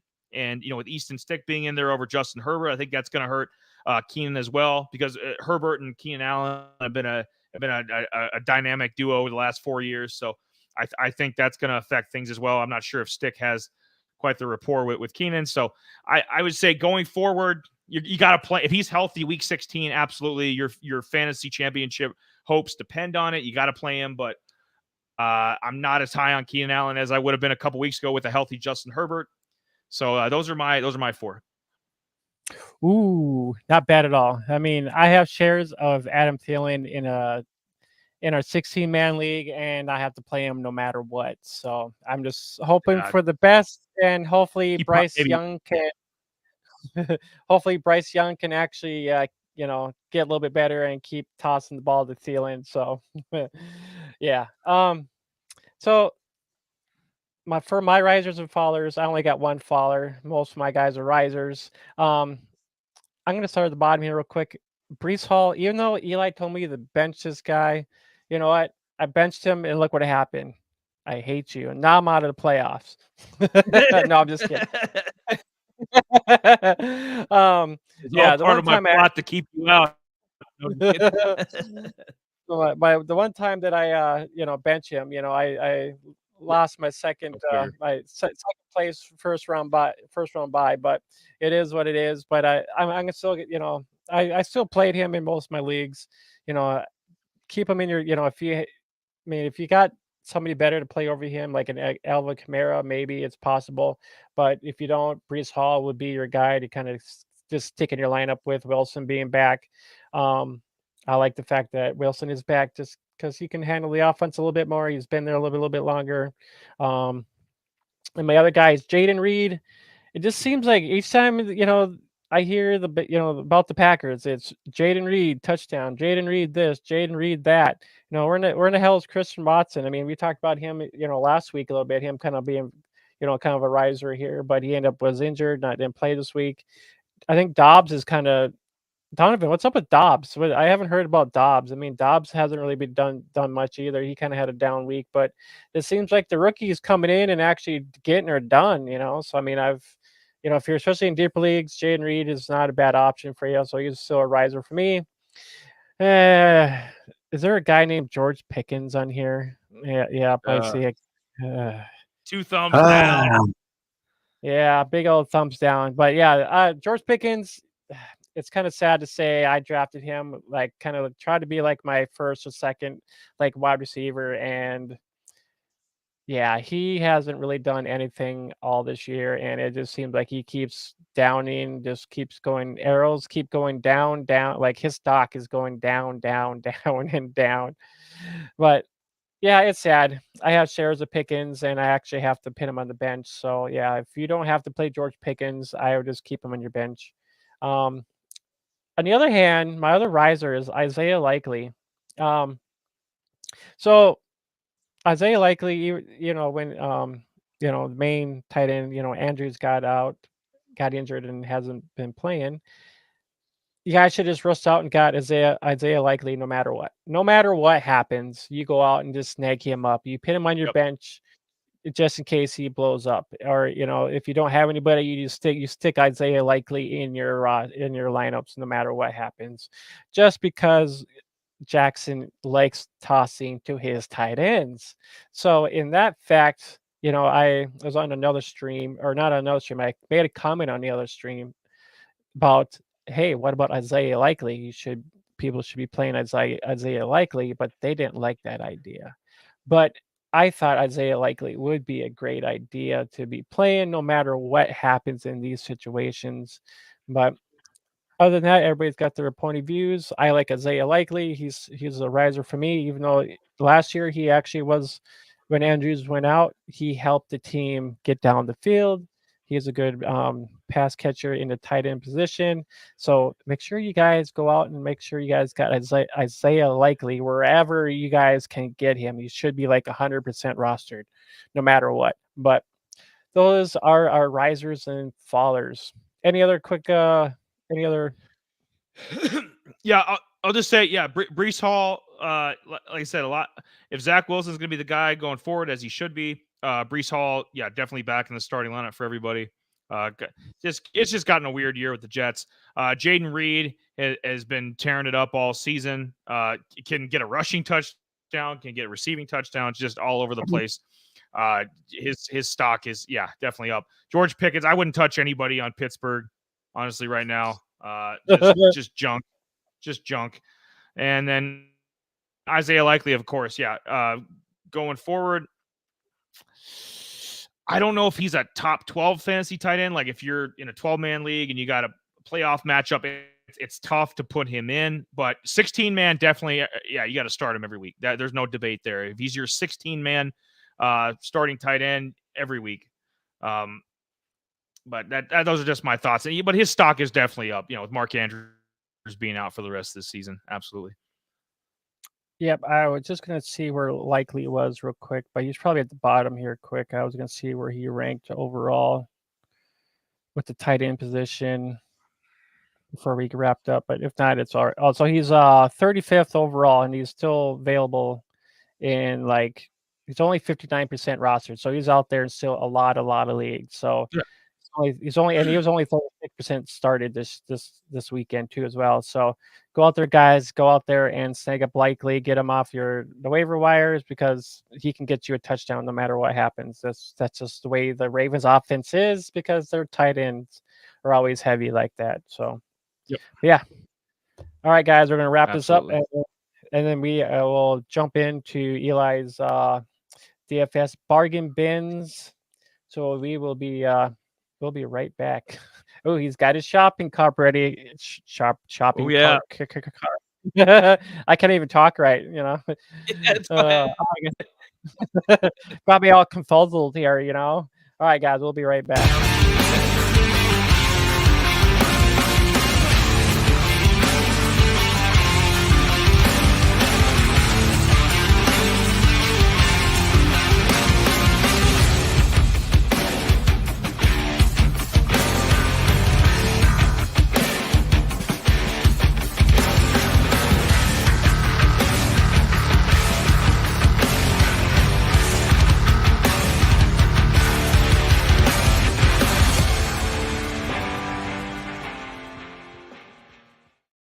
Oh, all right. Well, everybody, I hope you guys enjoying our show so far. It's always a marathon when it comes to us, So we just got done with our waivers. Our previous segment was, our kind of some highlighted players of the week. We covered DJ Moore, James Cooks. Eli had Rashad White as his Gold Star Player of the Week, and then he had Chase Brown as his Riser of the Week too as well. So yeah, therefore, let's jump into some bargain bins for the week. You know what, Jay? Donovan. Very, very salty. It's so sweet. It tastes like a nut. None like no. I'll give you. Oh, Gotta. What is this? What have we devolved into here? You know, Donovan apparently he wants to be shopping for something else. I'll tell you what. I got the shopping cart here, and I'm ready to find some bargains. Got my blue light special going on. This is a nod to Kmart. Kmart was one of my favorite stores when it was still in existence as a young chap.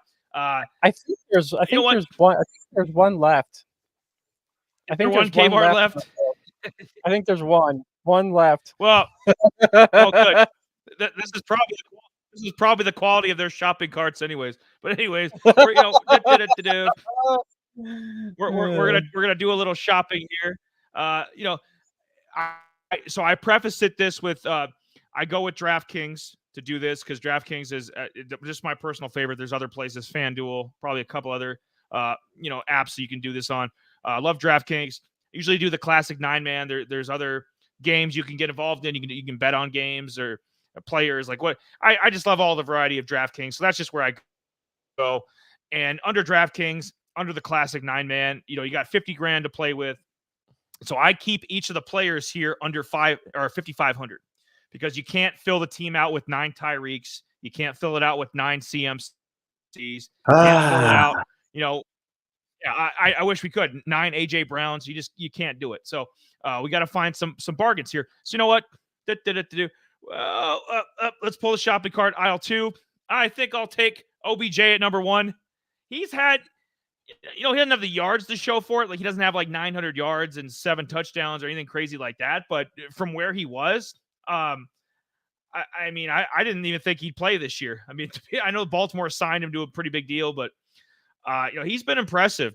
I know a couple weeks ago he had 4 grabs, 116 yards, had another decent game this past weekend. So OBJ for 4,000, that's a bargain to me. I would argue he's their number one or number 2 receiver right now. Him and Zay Flowers are 1A. If Zay Flowers is 1, OBJ is 1A. I mean, it's I don't trust Bateman.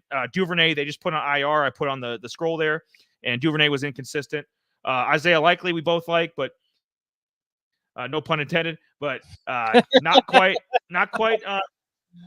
Mark Andrews. Let's just be honest. So I think it's through the air. It's going to be a lot with Lamar. It's going to be a lot of OBJ, and it's going to be a lot of Zay Flowers. So 4,000.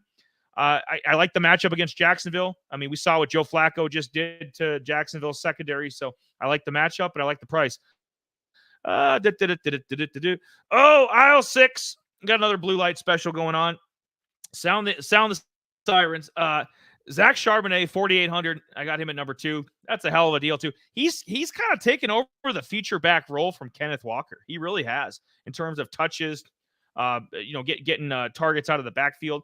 I like Charbonnet. He's not tearing it up. He's not putting up like most start kind of numbers or Gibbs or any of those kind of guys.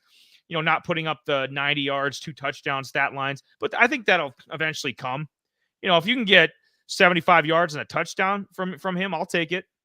Sign me up for 4,800. That's a good price point. Number 3, Dallas Goedert, 4,600. He's just, he's due for a monster game. Philly's due. They've been struggling. I think they're due against Seattle's. Seattle's got one of the worst pass defenses, so I can see Jalen tearing them up, and Goddard should be a recipient of that. I think it's going to be a rebound game for everybody. Put him at number 3. Number 4. There he is again, Parker Washington, 3,400. Found him on aisle 9. Yep, put him in the cart. 3,400. I like the price. He's had a touchdown each of the last 2 weeks. He's been on both of our waiver lists. I think last week he was 3,000 or 3,100. He might have been on my list last week too. I'd have to double check, but 3,400. I like the price. And number 5, I try to get each position, so it'd be easy to put 5 receivers in here or 5 running backs. So I try to get a little bit of both. So you get you can get a few receivers the most on your team. So try to get 2 of those. I try to get a quarterback, try to get a tight end. running back as well. So we got to have a quarterback, though. We're short on the quarterback. We're at the checkout now. Now we're ready to leave the store. Okay, I know Jamie's mom likes the Inquirer. Some of those soap opera magazines. Load up on get a whatever the hell else they sell up there. Get some shoe shine, some lip balm, whatever. We're at the checkout here. Jamie's my clerk. He's about to scan the items here. Tommy DeVito, number 5,000. Yeah, sign me up. I think this. He's got a good matchup against the Saints. Saints they're not very good. So the Saints San Francisco, where I'd be a little more worried if there might be a 43-10 beatdown if it was the 49ers and Giants, but Saints don't scare me. DeVito's crafty. Now he's showing the wheels. He got 71 yards rushing. If that's 7 points right there. If he can piece together 170 yards passing and a touchdown, you can piece together close to a 20-point game like that. So the upper teens and with fantasy, hell, I'll take with DFS, hell man, I'll take Tommy DeVito at number $5,000. That's a good price. There's a couple other quarterback. I know Flacco I think was 55. So there's a couple other guys too, but we try to save a few bucks for you. And that's the DFS 5 bargain bin for week 15. And there goes the shopping cart. It's going out of the store. Monday. And Eli just had, and he was just cashed out. Yep. So here, so I always do the Yahoo Cup or the Yahoo Cup tournament every year, and so this was my lineup list last weekend. I went Justin Fields, I went Kamara, James Cooks, DJ Moore. I had Addison, Rashid Rice, Kincaid, and then I put in Bijan Robinson, and then I had the Bucks as the defense. So it was all right. Probably won. Let those guys hit. They did, but yeah, it's standing wise. No, I actually didn't. I put up 130 points, but yeah, the weekend before, I actually finished I was in the money line for like a brief moment, and then it went kaput.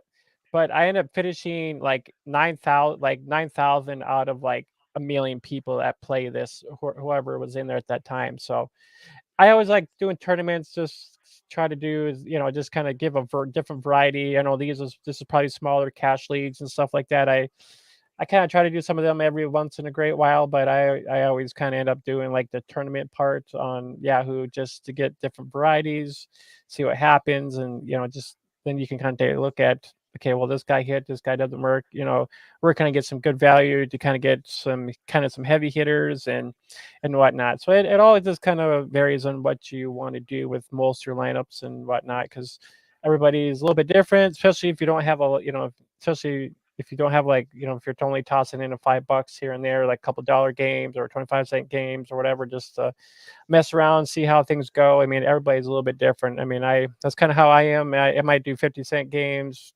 dollar games, so it all varies, but a lot of times I end up just doing some tournaments and whatnot, just because it's all free and whatnot. And I do that every year. Last year, it was a couple years ago that in the Yahoo, I actually did win $10, so I was pretty proud of that. So that's why I kind of figured I'd just keep doing this every year and kind of pick and chew through it a little bit, see how I do, how I don't do, what can I improve on to become a better DFS player and stuff like that. So it all works out though. So yeah. But yeah, other than that, you got some good. OBJ is not a bad fit, especially for 4,000. There's a good opportunity. He could be getting some touchdowns in there. A late occurrence with him. Charbonnet, I don't know. I think he might be taking a back seat here a little bit just because, Kenneth Walker is kind of back in that part there. But Goddard's not a bad play. Washington is not a bad play either. You just don't know with, especially with, the Jaguars nowadays. And if DeVito, it's a long shot, if he can get you a touchdown there or throw you, if he can get a 300-yard game in there with a rushing touchdown, that'd be awesome. That'd be a heyday if he can go off and have you, that for 5,000, that wouldn't be a bad pick at all. Then you get a Chase in there or a CMC up in there or something like that, So I mean, not a bad situation with that one there. I like All it. right. Yeah. But is it time? I think it's time for us to get on over to our last final Do some segment of spotlight. doing some spotlighting. Damn right. Damn right, boys. All right. Boom, boom, boom. It is time we're gonna hit up our spotlight player for the week. We'll be like right back in like 15 seconds, guys. So just hang tight.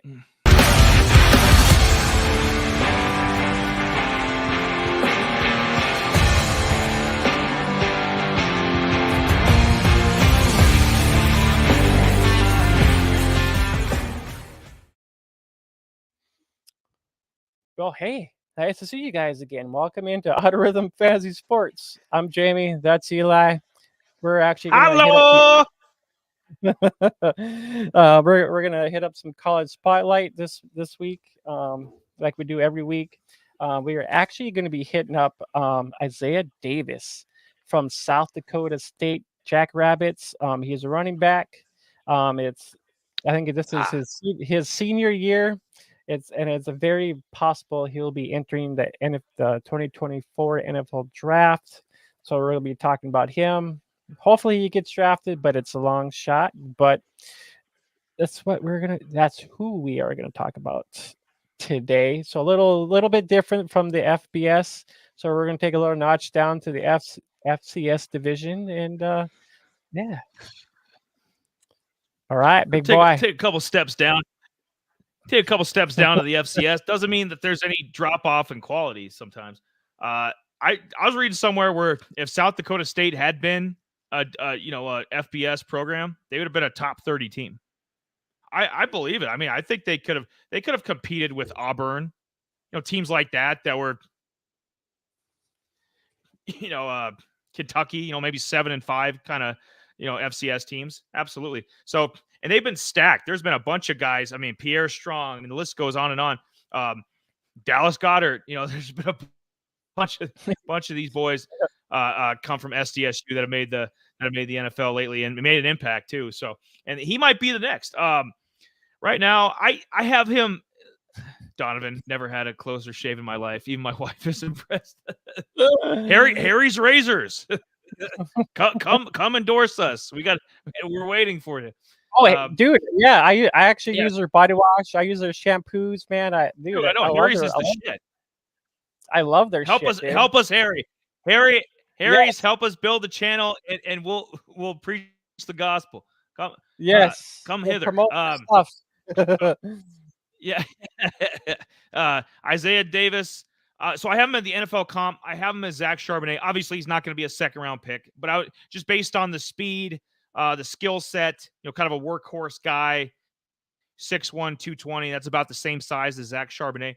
That's just who he reminded me. Watching, highlight clips and seeing the, especially last year in the 2022 FCS title game against NDSU, where he had, I think, 119 rushing yards.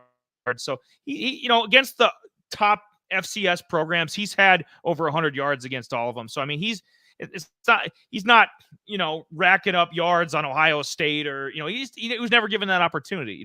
Michigan and USC programs like that. What? That doesn't mean he can't make it. In the pros. Like I said, Pierre Strong. Pierre Strong is a nice, probably the number 3 back with the Browns right now. That's a good spot to be in. That's a damn good team. Damn good backfield.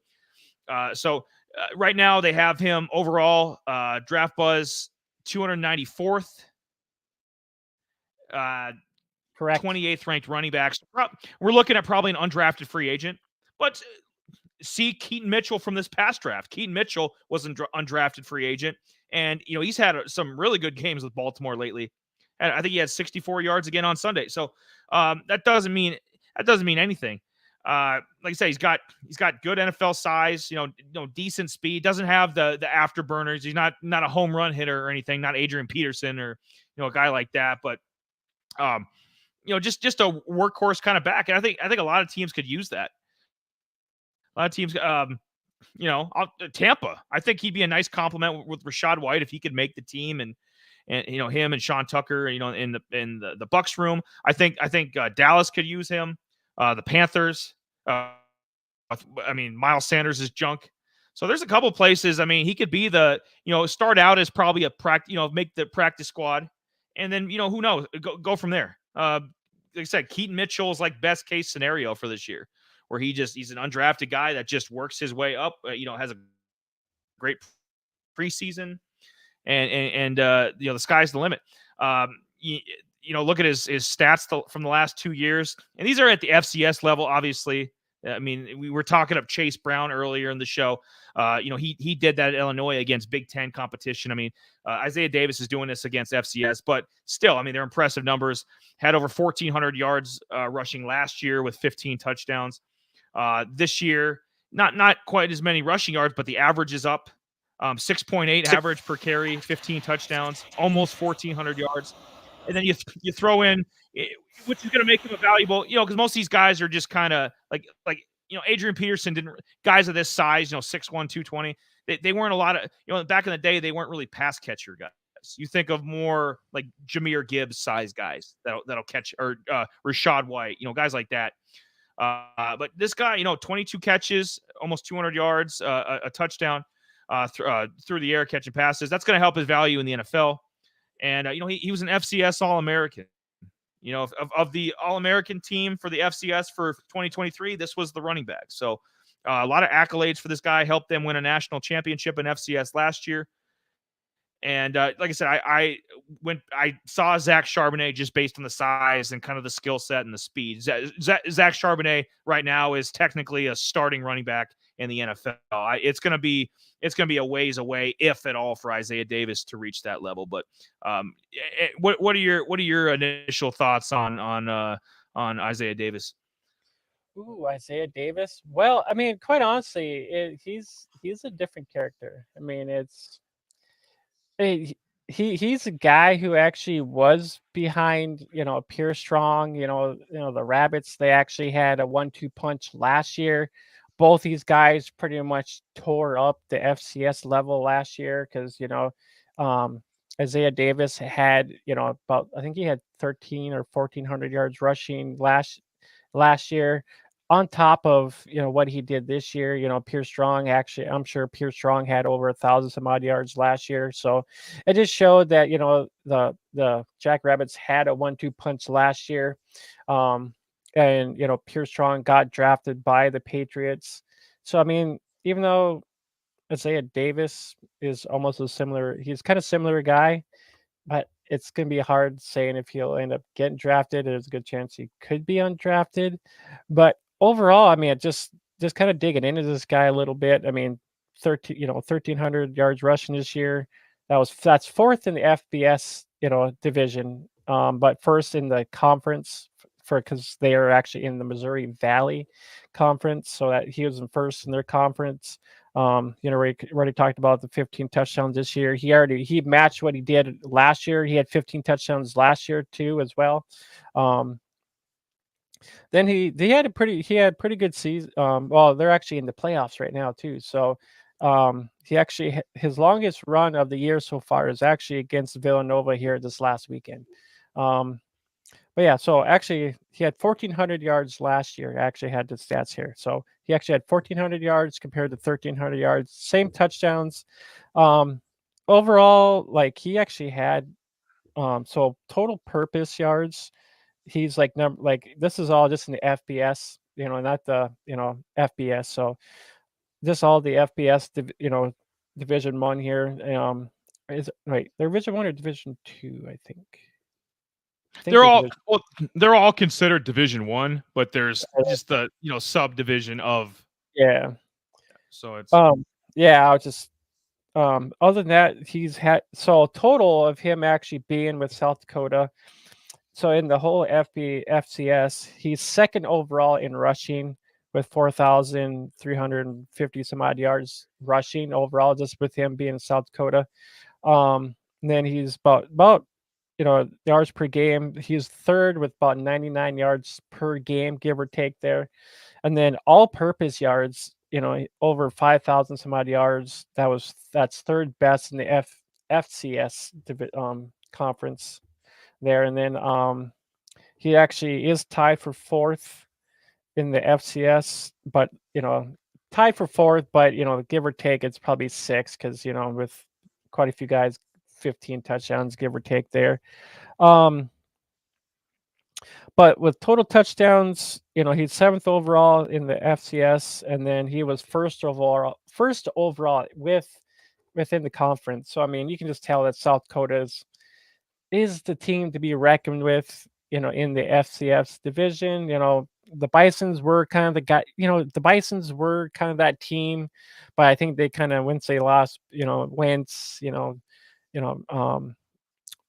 Trey, after they lost him, I think their team is a little bit different. So South Dakota kind of kicked them off the curb and said, "Hey, we want to be the next dynasty with 7 championships now." So I think this is taking a turn right now.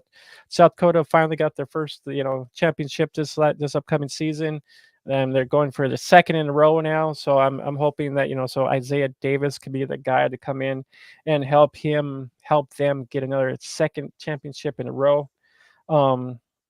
He's actually had 5,000 or 500-yard games this season, and two within the playoffs too already, which is crazy. I'll correct something quick.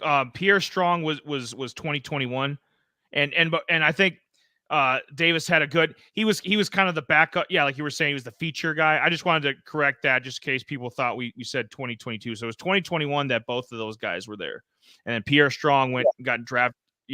Went to the NFL draft, and then so Isaiah Davis has been the feature guy the last 2 years, and so that's where. Yeah.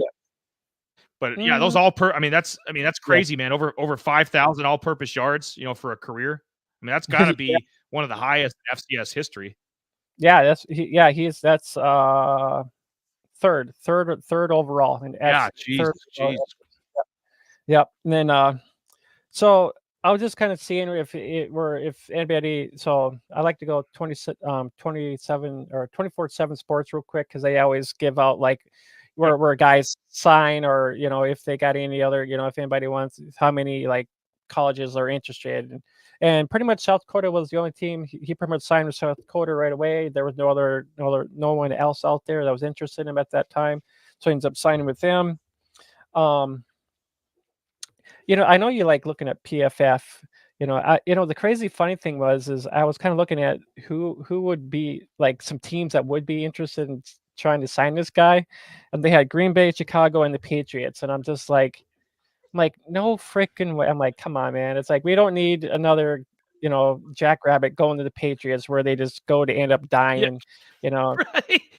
He'll get cut, and then it'll be the same song and dance as Pierre Strong. He'll have to make it as a, practice squad guy and then work his way up. Yeah, no, Patriots, that's a death zone.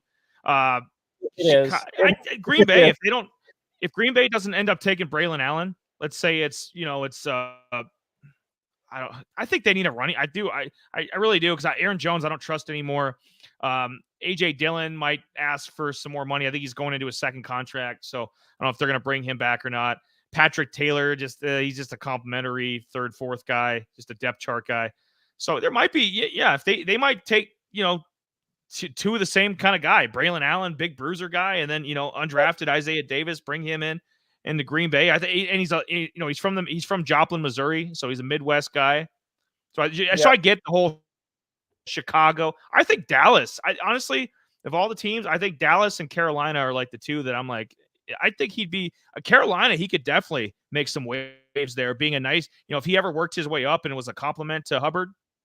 Yeah, I think that might go well. And then with Dallas, if they move on from Tony Pollard, or he kind of starts, as he gets older, him and Dowdle, bring, they got Deuce Vaughn, but I'm thinking practice squad.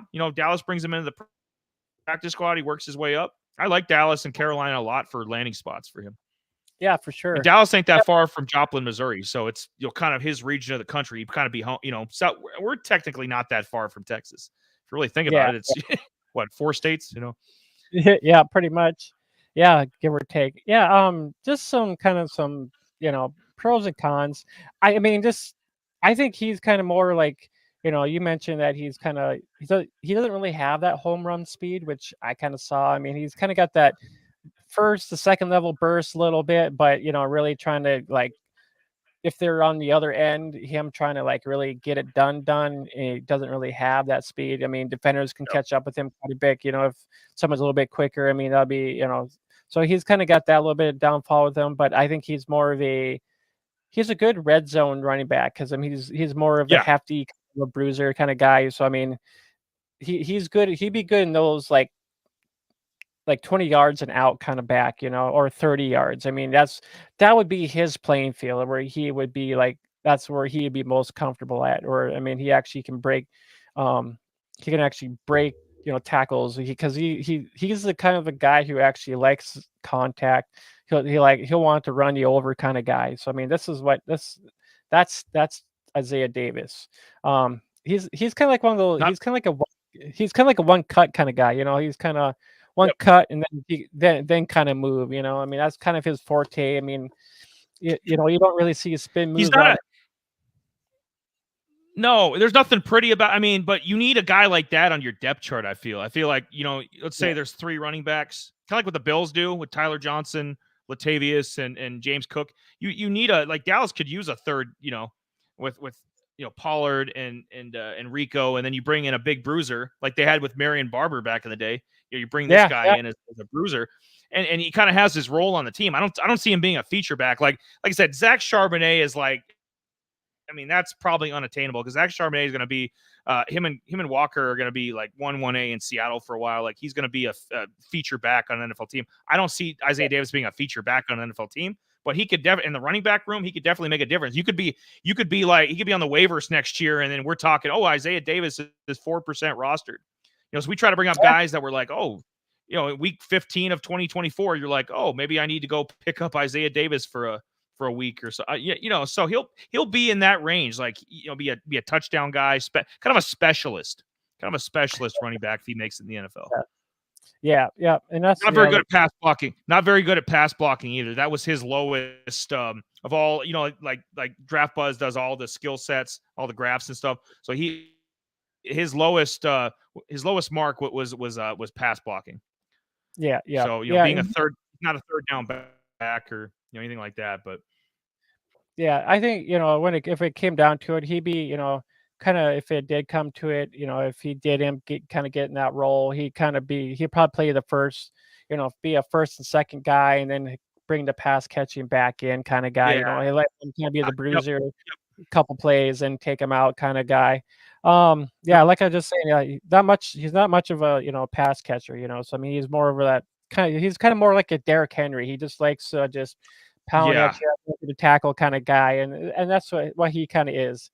He just wants to get through, gets touchdowns, get as many yards as he can, try to knock you over. So this is who he is. And this my last note is pretty much, they had Pierce Strong there and whatnot. So they had a 2-headed monster at that time. And, learning some experience from Pierce Strong kind of helped him mold his game. So I mean, that's kind of Isaiah Davis.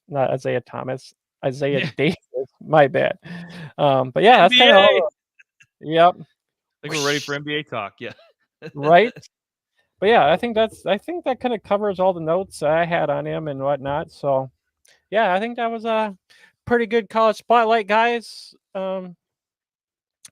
don't know if you guys like what we're doing here, leave a like, comment, and in the comment section, or even after this is over with, if thoughts on Isaiah Davis. If you guys thought we did good, let us know. Even if it's a negative, we'll take it into some positive and just get better at what we do. So, all right, we'll wrap this segment up, and then we'll wrap up the show. So we'll be sounds right like a plan. Back. We'll be right back. 15 seconds, guys. We'll be right back.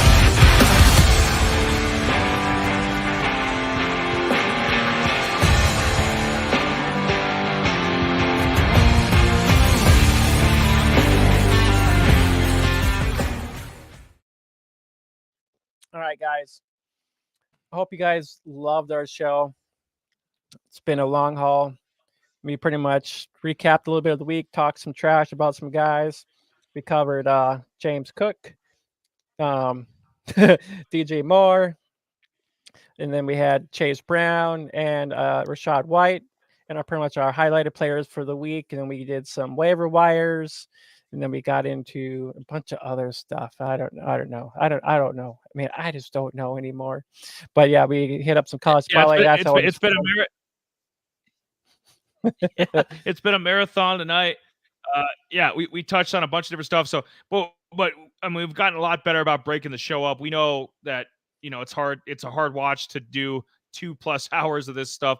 I mean, we put out a bunch of content because we're trying to set you up for success in your fantasy matchups. I put the point spreads on the bottom. So if you want to bet on some games this weekend, make a little moolah.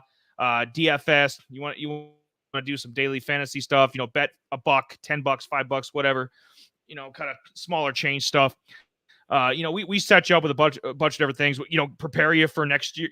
Draft in 2024. Get you some players maybe you haven't been tracking. I mean, we know about Marvin Harrison Jr. with Iowa State.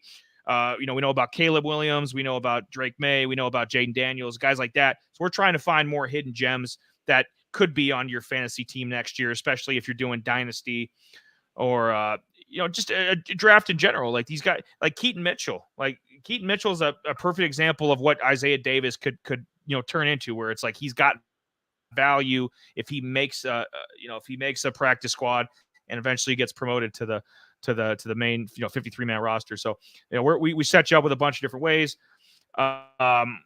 Hopefully, best of luck in your matchups this weekend. If you got buys, stay on it because injuries happen, and this has been one of the most injury-plagued seasons ever. So don't fall asleep at the wheel. You fall asleep at the wheel, you're probably going to get bounced in the second round, or you're in your divisional round, Final Four, whatever size your league is. You're not going to win the championship. You fall asleep because there's gonna be a shark sitting there waiting to pick up the next waiver, to set his team, to do a bunch of that stuff. So best luck in your matchups this weekend, in the DFS and obviously with if you're going to bet some games. So we thank everybody for tuning in. We know it's a marathon, but it's broken up now where, like I said, you can share it with people and be like, hey, go to the 1 hour segment if you want to listen to their waivers. These guys are pretty funny. We do a lot of cartoon kind of graphics. That's just kind of our style. Just the way we present stuff. We're not pro. We don't pretend to be. I mean, we love fantasy. We love fantasy sports, fantasy football. And this is just how we present it. Yeah, it is. It makes it easier for us, and it makes it easier for people, for viewerships, to know what we are talking about, instead of us just liberating, just talking and talking and talking. So you guys know what we're talking about at that moment. You'd be like, oh, okay, I know who you're talking about. If you have any comments on that guy, or if you want to say anything about that guy, if he's good, bad, or if you had him in your, if you drafted him at such and such, and then you don't think he's any good, I mean, stuff like that can help you relay, anything, just involve yourself with our channel, just anything like that. I know. Let's see what. I think we will continue what we're doing until the end of the season here. So we'll take you up to like week 17. And then I think we'll switch over and just probably do something else. Who knows? We might be doing some baseball. I don't know. Maybe some more dynasty stuff. I don't know yet. When that direction comes, we'll let you guys know. But we just kind of take week by week, kind of for right now, is kind of how we're doing it. Yep. And we want everybody to know, like, we sometimes we've let you, or I've let you down on Saturday's show. I can show like the last call is what the idea was, but we won't let you down in terms of we'll be in every week. We plan on being a 52-week show. So we'll find something. We'll find some football content, baseball. Obviously, we got our friend Donovan. When he's not trying to promote imaginary products, we'll get Donovan in on some baseball. We both do fantasy basketball, but basketball was an option too for some filler. Could maybe get a third guy in on that. So we have options. There's plenty to talk about, but at least for the next 2 weeks after this, it'll for sure be the same format. So if you like this format, we're going to keep this rolling till the end of the fantasy football season for sure. And go back and this episode will be up on Spotify once Jay's going to upload it, so you can listen to this one back, share it. If there's, if you got some guys that are struggling, you got a wife, you got a girlfriend. I feel like we kind of like we should have like professor hats. Like we kind of try to dumb this so that like it's entry level stuff. Like we're not trying to go after the guy who's been doing this 25 years and has an attitude is like, oh, I know it, I'm a Mr. Know-it-all kind of thing. If you got a wife, girlfriend that needs some help with her fantasy team, like she's in a pool at work or whatever the situation is, she wants to set her own team and just wants something like, oh, I kind of like those guys are whatever. If they happen to like our show, share it with them. We help you. I mean, we set your team up for success. We put all the waivers out there. You don't really need to do a whole lot of research because we do it. We put the best players out there that you could probably go and get in different places. And, and I just, that's just how I go about the show. And that's how Jay goes about the show too. We try to keep it simple. Like we're not trying to go over people's head with stuff. And so that's why we present stuff the way that we do. Yeah, most definitely. I have to agree there. But yeah, make sure you guys follow us on Spotify, Apple, and Google Play, and make sure you join our Discord. Our Discord is getting a little lonely. No one's joined it in a long time. So come on, guys, get over it. I think more people have left. We pissed off some people over at Govier's channel, I guess. No, I just block people now. I just block people now. That's what I do. Give them the old block and delete check. Yeah, but make sure you guys join our Discord. It's I try to pick graphics up there and stuff like that when I get an opportunity to. Just some different stuff that you don't see here on the show too often. I like we have some college ball in there too as well. So it's always fun in there. I actually do college fantasy football too as well, which is fun. I like it, and it's only I only have an 8-man league right now, but maybe I can get 2 more people up in there. That'd be kind of fun. But yeah, other than that, I don't think we have anything else. But we'll be back next Tuesday, guys. We'll continue this all the way up to the end of the year. I kind of want to get into some dynasty stuff too as well. And if not, I might jump on over and start talking baseball too with Donovan. I don't know yet. So as will I. You get the 3-man weave. You get the best of both worlds. I've been working on. I might have a 4th in if we do that because I have been trying to lure someone in and talking some baseball with us. So I don't know. We'll see yet. It might be a couple weeks yet, but it might be next month. I don't know yet. So we'll see. He's a guy who likes talking baseball. Yes. So it'll be fun. It'll be one of those things. It's if you're in a 20-man baseball league to a 14 to just even 10. It'll be fun. Season's around the corner here pretty soon. There's already people talking baseball already. So, but anyways, guys, we'll see you guys next Tuesday. I'm Jamie. That's Eli. Before I say we're up out here, I gotta get all this stuff off the screen. Right? We need like a zap, like zip, zip. I know, right? There we go. There we go. It worked. We got one more. There we go. All right, guys. We will see you guys next Tuesday. Raw to Rhythm. I'm Jamie. That's Eli. We'll see you guys next Tuesday.